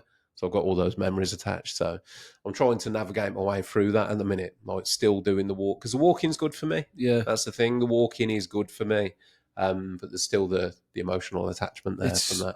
We lost. We've got a dog, Alan. He's my little baby, but we've got another. My mum and dad had a dog. Obviously, we had him 12 years. We lost him a few months ago, and it's frigging horrible losing the dog. It's a curse. It's a curse, like in dogs. I've always said. Yeah, it's awful because They give you that unconditional love, don't they? It's like losing a dog. It's not the same. I'm scared to compare the two, but there's that like childlike quality to a dog because there's unconditional love from the dog. So losing that, it just hits differently, Well, mate. You know. If you lock your wife and the dog in the boot of a car for 8 hours, open the boot, the dog will still be happy to see you. That's You- true. you- Yeah, you know what that's I mean? true. Yeah, yeah. I mean, your wife, mate. But, Probably won't be. Yeah, yeah. but I know, like I said, it's a curse. Like them dogs, like. They're beautiful, man. They don't want nothing from you, do they? Uh, That's the thing. That it's just unconditional love and innocence. That's the thing. If I'm on a job with a dog, I'll get any work done. Yeah, I'll say constantly stroking a dog. yeah. Nah, they're beautiful, mate. It's yeah. Like I said, it's something I'm still navigating. Unfortunately, like I'd not that I'd ever replace her, but you know, I'd love to have a dog again. You feel like you're cheating, not the sort of thing, don't you? Yeah, there's that, but there's also like because I had mine, she was 12, and my life circumstances were different when I got her, and she was so well adjusted to me and my life and being like I used to work long hours. Like my dog was not happier than being out in the garden on her own because I don't know, it's a husky thing. Like Yeah. she just loved being outside. To the point where it would piss it down and I'd be chasing around the garden to get her in. Like she loved sitting out in the bad weather. It's like waterproof. Like she would sit out in the rain, come in, shake, and she'd bone dry just like that. Mad. But she was well adjusted to my lifestyle because I work so long now. It wouldn't be fair to get another one probably until I fucking retire, if I'm honest. But get a dog walker, man. There is that, but you know they'd still be in the house for such a long time on their own. You know, at the moment, particularly, I do some ridiculously long days at the minute, Danny. Some days I'm out from 6 a.m. till 10 p.m. Or just like podcasting as well, or just painting? The combination, yeah. So obviously I run my business, and that can encompass some long days on occasion. And then, yeah, like some weeks I'm doing this 3 times a week. So I literally walk in. Sometimes I've time to get changed. Other time I've got a bag in the van, and then I'm down here, and then I might be here for 3 hours, and it just wouldn't be fair. It's good though. Like it is good what you're doing. Like I mean, she'll come in, and I've got you on the big telly. Like, on a Friday, a few cans and watch the podcast. You ready to be on the big telly yourself in a couple of weeks? I'm not sure. I'm not sure what that like. You can. I'll tell you what, mate. You could toast yourself now. You could raise a toast to yourself.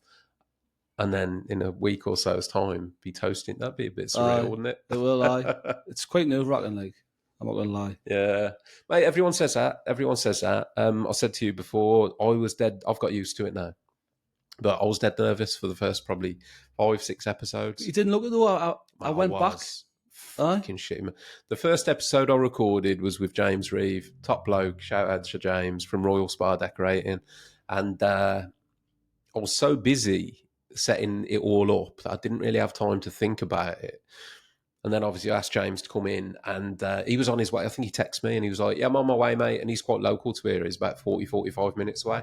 So I got down here, made sure I had everything set up, and then it just hit me, mate, like a fucking sledgehammer. And I was like, what the fuck am I doing? Because I'm just, mate, I'm not a podcast. I'm just a bloke. I'm just a decorator, you know? But it starts from there. Like, I follow someone called James English. Oh, yeah, I listen to him all the time. He's fucking brilliant, like. Yeah. And he's like, I think he was probably the same. And then now he's like, for me, if I was you, he's the guy you want to aspire to be. I think he's brilliant. Mate, it's a big target. I've listened to James English for years. There's a few James English, Liam Tufts, who's very similar to James English.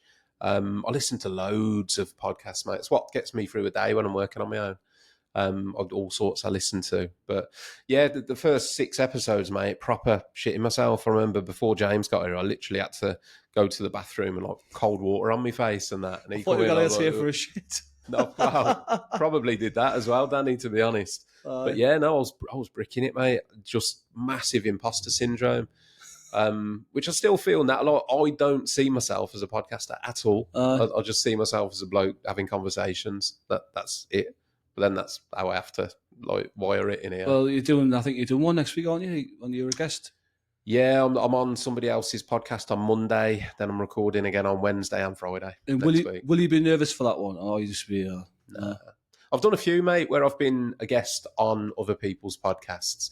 I was dead nervous. I did one for Trade Legends. That made me nervous, but mainly it hit me when I got there because like their setup is so much more Are they professional. big than like? this. Or Massive, mate. Yeah, I mean, shout out to them. Incredible setup, but there's like they've got a proper studio with production. So whereas it's just me, you, and your good lady in this room, there was maybe 8 people. There was like me, another guest, a couple of hosts, cameras everywhere, TVs, like all the equipment, like loads of cameras, lights, and like proper. It was like walking into what I would envisage a studio, a TV studio to look like. And that just got, I walked in and I was like, shit, bit rabbit in the headlights. But you like anything in life, mate, you get used to it. So it's like remember the first time you pick up a roller or a brush. Fucking hell, I never get used to this. And then it's like, do my eyes shut now, you know? Yeah, exactly. You don't even think, it's just autopilot. And I'm getting more and more comfortable doing this, I guess, from that perspective. So, but yeah, it's a period of growth, mate. I'm hoping that the podcast is, I've got a lot of plans, a lot of things I want to do. So hopefully. It's good. I enjoy watching them. Appreciate it, mate. I appreciate the feedback. I always give you shares and stuff. And yeah, no, I love that, mate. It's great to have somebody that's listened and then reach out and want to come on. That's what I love. And it's 9 out of 10 guests that are coming in are people that are reaching out to me and saying, look, I've got something that I want to talk about, something that could possibly help somebody else out there. I mean, just to cover that, actually, while we're talking about that, but if there's anyone else out there that's gone through the same sort of health concern as you happy to talk to them about it? Yep, we are. And if that is the case, where can people find you to reach out? Danny Halliday and Son, paint and decorating, or me private profile, Danny Halliday. You see a picture of Alan, me dog, or TikTok. I'm not a massive on TikTok, but I do reply and I do stuff. But yeah, any of them ones really. I'll put your details, as always. I'll put Danny's details in the episode description anyway, so because it could well be, it's quite a niche thing, isn't it? I've had a few people because I want to support. I was on some support groups when I was going through all the surgeries, and I had a few people I was messaging, and then I had some people messaging me because they were a step behind me.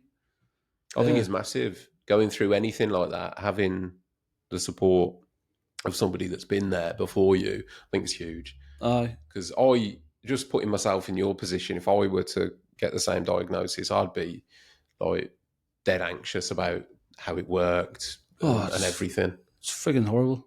It is what it is. Yeah. When I had the first one, they were like lifting your top up. Right, this is where we're going to put the stoma. Are you happy with that? And I'm like, where am I? Like, just I didn't even know where I was. Like, cry my eyes out. Whatever. Right, okay, right, you're going down.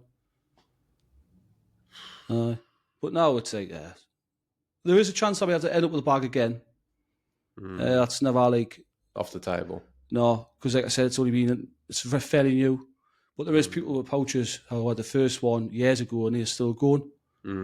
But if I had to have the bag again, it wouldn't be as bad. But I still didn't want it. Like, yeah, I can imagine. There's a guy actually. You heard of Blake Beckford? Is it an actor? No, he might be, but he's a model, and he's like shredded, like a bit like me. And he's I've just got a big hoodie on, man. Yeah. And he was going through the same thing, and I like found him on the Crohn's and colitis thing. I don't know how I found him, so I followed him, and he decided to keep the bag, even though he was young, fit, healthy, like I said. And then he had that, and then he had to go for massive brain surgery as well because he had a tumor. And you look at people like him, you go, inspiring, mate, innit? It's inspiring. But fair play to him, for pushing that. And again, raising awareness because you're here talking about him. But before we sort of move on, just to push a little bit on what you were saying about the anxiety in crowds and where that came from after the first surgery, you said. So what's the anxiety based around then, Danny? Is it do you just feel uncomfortable in crowds, or? I used to have a season ticket for Newcastle and I had to give that up. Because of the crowds? I just kind of be dealing with people sometimes, like, you just want to just go mental, but you can't.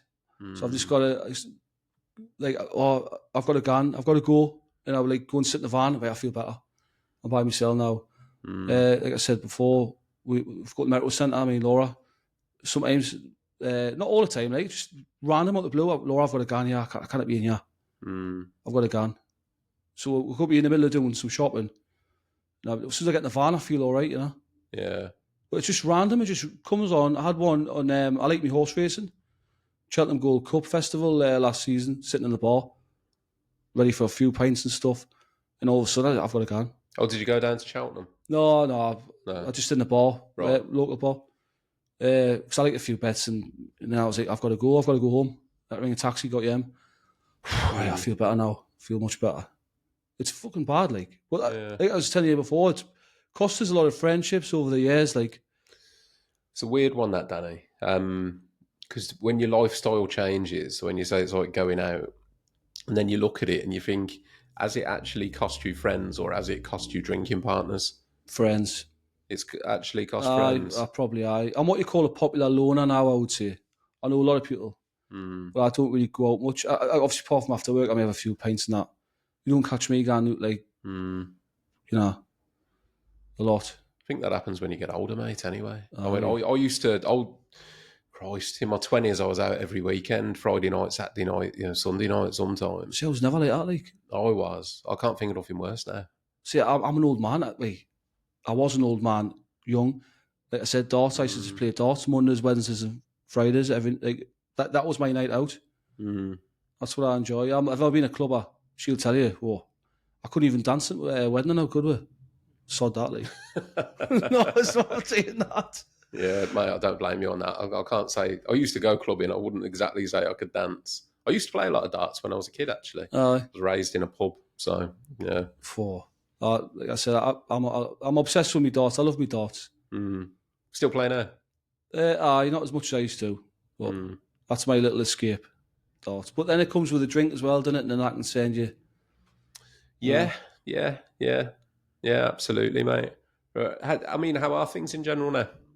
I would say they're pretty good. Like, I actually had a customer just last week, a regular. She says to us, I hope you don't think I've been cheeky. I was like, all right, what's the matter? She was like, I've noticed, because I've worked for her since I've started for my dad. I've noticed you've really like improved, like not like standard at work, like me mental, like outlook on stuff. I was like, what do you mean? She was like, well, you used to be quite like miserable, and which I was a fucking prick, like I was. And she's like, now you're more like upbeat. You can do that. Or normally I'll be like, no, I don't know. You know what I mean? Like one of them. Now she's like, and I was like, all right, you're not being cheeky at all. I says, but like, thanks for noticing. You know? No, it's good, isn't it? Listen, you got one life, haven't you? You got to try and enjoy what you've got in front of you as much as you can. I can still fly off the handle, like I'm quite bad, like not like aggressive, but like I've got no like go past a certain line. And that's it. I just fucking, like I said with my dad or whatever. Fuck this, and I'll say stuff, and then I'll calm down after 5 minutes and be like, I shouldn't have done that, like, and then I'm alright. Or I'll ring my mum and I'll just scream down the phone to my mum, and she's like, "Do you feel better?" I do actually. My mother must be like that. Just put the phone down and just I'm talking away to her. Well, mate, by the sounds of it, it's venting, isn't it? I'm venting. I'm a bottler.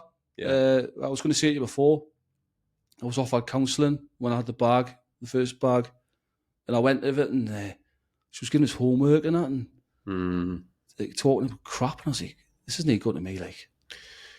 Yeah, counselling's a funny one, mate. I'm looking at potentially sort of down the line one day getting into that kind of thing. So that's where the study in psychology came from. But I find from what I've read and the experience of people that have had counselling, it seems to be that counselling like is very mixed bag. Treat everyone the same. It's like exactly that. Yeah, everyone's different, like you said, but they just treat everyone like that, like normal. Yeah. But I know, like me personally, if I needed counselling for whatever, I probably I need counselling for many things, just never had it. But if I went to a therapist, a counsellor, I know, knowing me, I would connect with some people and not others. So what I would like is somebody who's a bit more on my level that could sit there and talk to me normally. If you're going to get all doctor talk on me, Yeah. I would chip out straight away.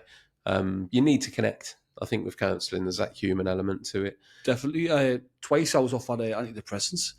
I started taking them. I'm going, oh no, flushing down the toilet. I don't need that. You know what I mean? Like, I know people who are on them and they're like, oh, I can't stop them now. Yeah, you get dependent. I Yeah, play darts with a lad who's got like quite bad depression and he's on them. yeah, And they were on about lowering his dosage and stuff.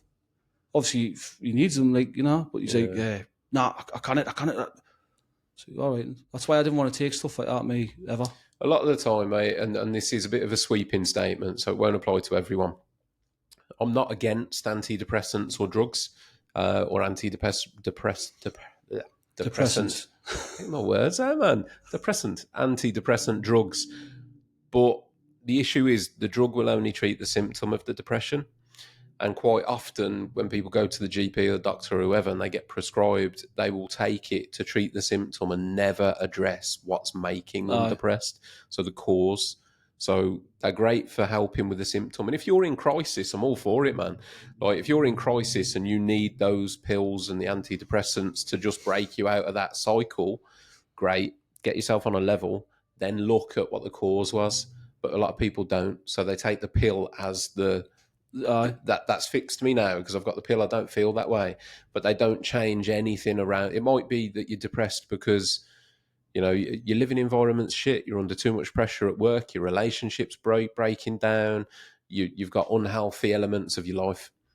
But the pill makes you feel okay. So you never look at the cause. So the minute you come off the pill, it's like, well, my life's still exactly what it was. Do you not think it's like a placebo effect with some people? Like, probably, yeah. Like, I'm all right now. I'll be all right. Probably, more than likely, yeah. But people do get dependent on it. I think, as I say, if it's used as a, look, you're in crisis now, so here's these, they'll make you feel better. Then let's look at what's going on. Like, what's making you depressed? What's the cause of the anxiety? That's where the cure lies. Unfortunately, long conversation, mate. We won't get into like medical models and that, but The funding, I think, is not there, and it's just like the funding, but also, mate, antidepressant medication is a big business. It's a big business. There's a lot of people making a lot of money from that. So if you're a businessman and you can give somebody a cure that will mean they don't need your product anymore, would you do it? I know what you mean. You know what I mean? Aye. Get into a long, like, controversial conversation, but there's a lot to be said for that. You see it all the time. It's like after obviously I've had all this, I've done a lot of research, and there's people out there who've controlled colitis or Crohn's with diet. There's a snooker player, Ali Carter. Don't know if you know him. No. He's done that, medication free, because the meds to give you is like prednisone. You heard of that? It takes a lot of strong steroid. Okay. Infliximab, and all these horrible steroids, like, and they just, like I said, blow you up and keep it like sort of artificially gone. It's. Are you off? I didn't take. No, I take no. That's good. I've never really took stuff. I really like. I took prednisone because the first time. I didn't know whether they put you on anything that was maybe like a lifetime thing, where because of your surgery you have to take something to make sure it all stays as it should. Just I've got to drink plenty of water, and I can lose a lot of salts and stuff because obviously your colon's just like a water tank basically. But no, I'm alright. I didn't take meds. Like, good. Glad to hear it, mate. Yet, yeah. How is like? So moving on from that, business. well, we'll always do well. Like, I'm really stressed out at the minute. You want about work, stressful work? Yeah, mate. Just in general, yeah. People think being self-employed, that must be dead easy. That, like, you can just work as you want and do this. I'm doing fucking 7 days a week, man. Oh, yeah. I mean, this is my weekend off. Yeah, that's a dangerous game, mate. That's a dangerous game. Part of it's my own fault because I've started like doing all the diary now because me and my dad. Saw Laura nodding then in the background. It is. Hey, but I'll hold my hands up. Me, if I've done something, I have. But it's for stress because you're speaking to people. Aye, right, okay. I'll book you in, right. 2 seconds. I'll ring you back, whatever, and then you carry on doing something. I've got to finish the ceiling because I can't just stop it. By the time you finish the ceiling or done whatever, you forget about that. Someone else comes along, you book them in, you're going, shit, I didn't book in such and such, and it was a 3-week job, which is big for us. I didn't book in. and all my days are gone. So I've had to try and make Squeeze it it up. in. I've had to get the lad in to help with, but that's never the same, I think. Like, they're never up to what you do, are they? No. Then it's like you're pushing, but you can't sacrifice the standard of your work either. No. Because then you lose customers that way. But I promised her after this year I'm going to start having weekends off. Like, You got to try to, mate. It's easier said. I'm not going to preach at you about it, but I've done it. 24 years I've been in business now, and I've gone through times where I've worked weekends. And I made a promise to myself long ago where I was like, and a lot of the time, I don't know about you, but it's not financial. Like, no, I never needed to work weekends to get the money in. It was what you said. It was always keeping people happy and trying to fit jobs in. And learning to say no is fucking massive. I mean, once you just have to turn around to people and go, look, I just can't. Like, I'm booked up. I'm sorry. And I'm now at a position, Danny, where I probably turn away twice as much, if not more, than I take on. I try not to. I'm still the same. Like, you want to put exteriors before. Yeah, don't do them. All we do now is like, obviously for a big customer, I've got to keep her happy. Or like, you know, the outside the houses, the tiles, 1 day jobs, something like that. Yeah. If it's big jobs, I've got any interest in them because Yeah. you're not going to pay me to sit in the van if it's raining, are you? Exactly. And I've seen this year, mate. This year's been another one. Washout summer. Fucking mental. And The then amount of lads I'm seeing posting that are really struggling because they've had exteriors going for weeks and weeks and weeks. It's it's, to me, I looked at it years ago. I was in a fortunate position where I've got enough interior work that I don't have to do exterior. And it was just a no-brainer. Why would I gamble on a job where I'm not sure I'm going to get paid as opposed to guaranteed money come rain or shine? And that was the approach I took. But the weekend thing, I kind of looked and I thought, well, I'm not doing it for finances. So you've got to have that time to yourself. We're a long time dead, you know. And I don't even like the fact that it's a 5-7, a 5-2 split. No. For years, I was telling, for years, I was like, I'm going to drop down to 4 days a week. I've never done it. Well, I did it this week, actually, because the job I was doing didn't want to start on a Monday, and I says, I work the Saturday, Sunday, I says, fuck it, I'm having the Monday off. And it was quite nice, actually, working the Tuesday to the Friday. It was like, yeah. It was really nice. But mate, whoever told us we had to do 5-2? I know. In the way I work as well, my dad's old fashioned. He's like, got to be like, no, you can't leave till 4:30. No, fuck that. You work and then you hit your target. Yeah. As long as you put the graft in, I don't care if it's 1 o'clock or 2 o'clock, I'm going, yeah. Yeah. Or I'll go and price a few jobs. You know? He's starting to learn that way now, but it's took him until he's 61. Yeah. So, you know? Yeah. Also saying, my old man, when I used to work with him, mate, so my dad, believe it or not, he used to be an accountant. So the business got set up by my mum's dad, my granddad, and he was pretty much straight into the trades out of the army. And then my dad was an accountant and he ended up going to work for him. I won't bore you with my family history, but my dad was always for a long time locked into like employee times. Yeah. So he'd be like, right, we start at 8:30. At 10, we have 15 minutes for a coffee. At 12, we have half an hour. And you know what I mean? And when I come into the business, I remember I would like stop at lunchtime, eat me dinner. Right, come on then. And my dad would be like, still got 15 minutes, Ross. And I'd be like, who's 15 minutes? What is that? It's your business. Like, let's just get it done and go home. Exactly. I could never understand it. You know? No, if you're employing lads, it's different because by law. But, yeah, absolutely. Yeah. But like you said, I'd rather gone in, graft like mad. Sometimes we'll go on a job, man. And me and my dad argue about this because my dad's a talker. Everyone knows him.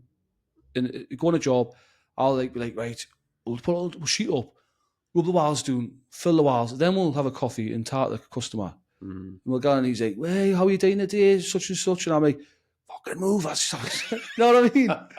Like, Dad, man. And he'll walk in, he'll have the van locked, he'll have the key in his hand. I'm like, fucking hell. Or he'll start a job. He does this all the time. You go up like a flight of stairs and you go, right, we'll have a look at the job first. I'm going, well, we'll take the sheets up, one less. No. And you go up the stairs and right, we'll bring the sheets up. No, fucking hell, Dad. You know what I mean?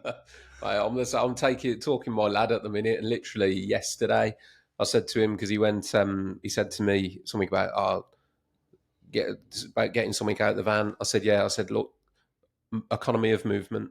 So if you go into the van, make sure you can take something with you. Exactly. Yeah. If you're coming back from the van, Like if you're taking something to put it in the van, make sure you bring something back that we Aye. need. And he was like, what? I'm like, look, there's no point you taking that one thing or going out to the van now empty-handed when in half an hour we're going to need the white emulsion kit. So while you're down there taking that, bring the white kit up. He's like, we don't need it yet. I'm like, but you're going down. Aye. So economise your movement. He's like, really? I'm like, fucking really? Because, and that's how anal about it I get, where I'm like, It adds up. It adds up. yeah. That will save 2 minutes later. Aye. And then if you save 2 minutes 10 times, that's 20 minutes. Aye. Then over the course of a week. So yeah, I'm probably a fucking nightmare to work for, to be honest. But that's how my head works. You sound like me. Like, but me dad's sort of the victim of his own like success sort of thing, because he taught me. My dad's mint. My dad's the best I've ever seen. Yeah. And he taught me, and I'm quite good, right? My dad, like, I'm where my dad is, right? He's taught us his level, and now he's starting to slow down and slacken off. And I'm like, well, you taught us to do this. Oh yeah, man, chop. You know what I mean? yeah. Mate, you get to an age where you got to slow down, don't you? I'm conscious of that. Oh, to be fair, my dad's grafted. He's plucked out all his life, like. Yeah, he's entitled to slow down. Mate. Before we wrap things up, Danny, there's a question. Obviously, the podcast has been started to raise mental health awareness in construction, and I'm trying to ask as many people as possible to get as many perspectives as possible. But with construction suffering the highest rate of male suicide in any industry in the UK, why do you think construction and lads in construction are so badly affected when it comes to male suicide? What, like from a painter's perspective, or because that's what you do, but just in general. So, like, obviously, construction within the UK, as a man, you're 4 times more likely to end your own life than if you worked in a different job. And what I'm curious to ask is why people think that that's the case. It's deadlines, isn't it? Yeah, potentially. From my perspective, probably yours as well, you're alone at fucking a lot of the time. You ever forgetting the radio and work by yourself? Horrendous. It is absolutely... Yeah. So you've got to have a radio away. But if you're by yourself in a big job, you've got no one to speak to, it could drive up the wall. Absolutely. But I would say deadlines, because especially, you look at these builders now, things that go into houses, it's fucking shite. Want it up as quick as possible, the cheapest materials, then they're going to charge you the most amount of money for a house. And people are like, right, get in, get out. I'm not allowed to work on for big builders, painting houses out, big 4-bed houses. Right, you've got like so many days to do it in. Like, take me and you probably a couple of weeks, at least, like, to go at it. Like, it's crazy. And I think that's got a lot to do with it as well. Pressures, mate. Definitely, yeah. aye. You've hit 2 of the big ones. Yeah, absolutely. Isolation, I think, is massive. And I've said this many times, but the 2 worst affected trades are painters and plasterers. Plasterers, that's a hard job, that, mate. And with the finishing trades, mate. So if you think the trade that's most likely to be alone, because when you're I guess if you're a brickie, you tend to work in a gang. If you're a sparky and plumber, there's probably other people on site while you're working.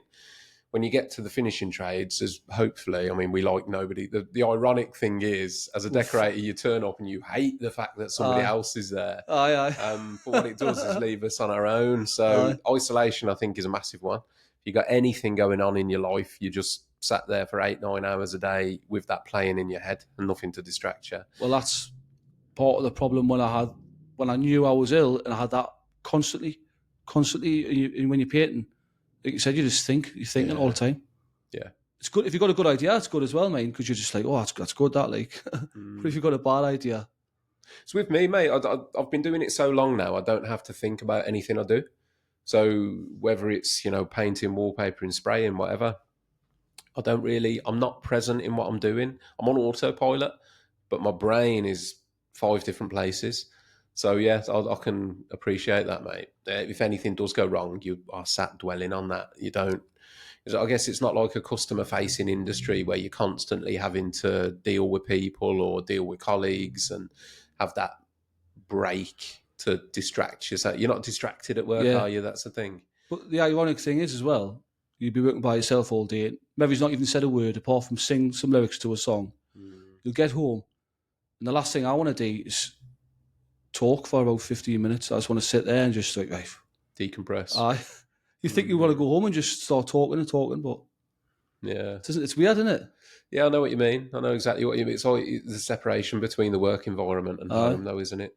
And I know what you mean with noise. I'm mad for that. You know, my missus, she can come home from work, sit in the lounge, and have nothing on, telly, radio, nothing. She'll just sit there doing admin or whatever. Me, I have to have noise. Wherever I go in the house, I'll put music on or the telly on in the background or something. So if I'm doing admin, I have to have something on in the background. It's weird, actually, because I'll put the telly on, but I'll make sure it's a program that I'm not really interested in. In fact, what's that fucking program? My missus takes the piss out of me because I always put it on. We'll search for it. So Homes in the Sun or something. Right, is so that when where people buy a place abroad? that guy died, didn't he, who presented? I don't know. He died.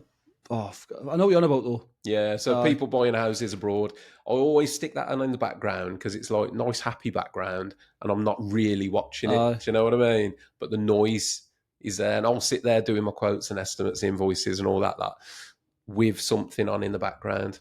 Well, we got married in Jamaica, and before my flight, about 3 days, I got that ear infection.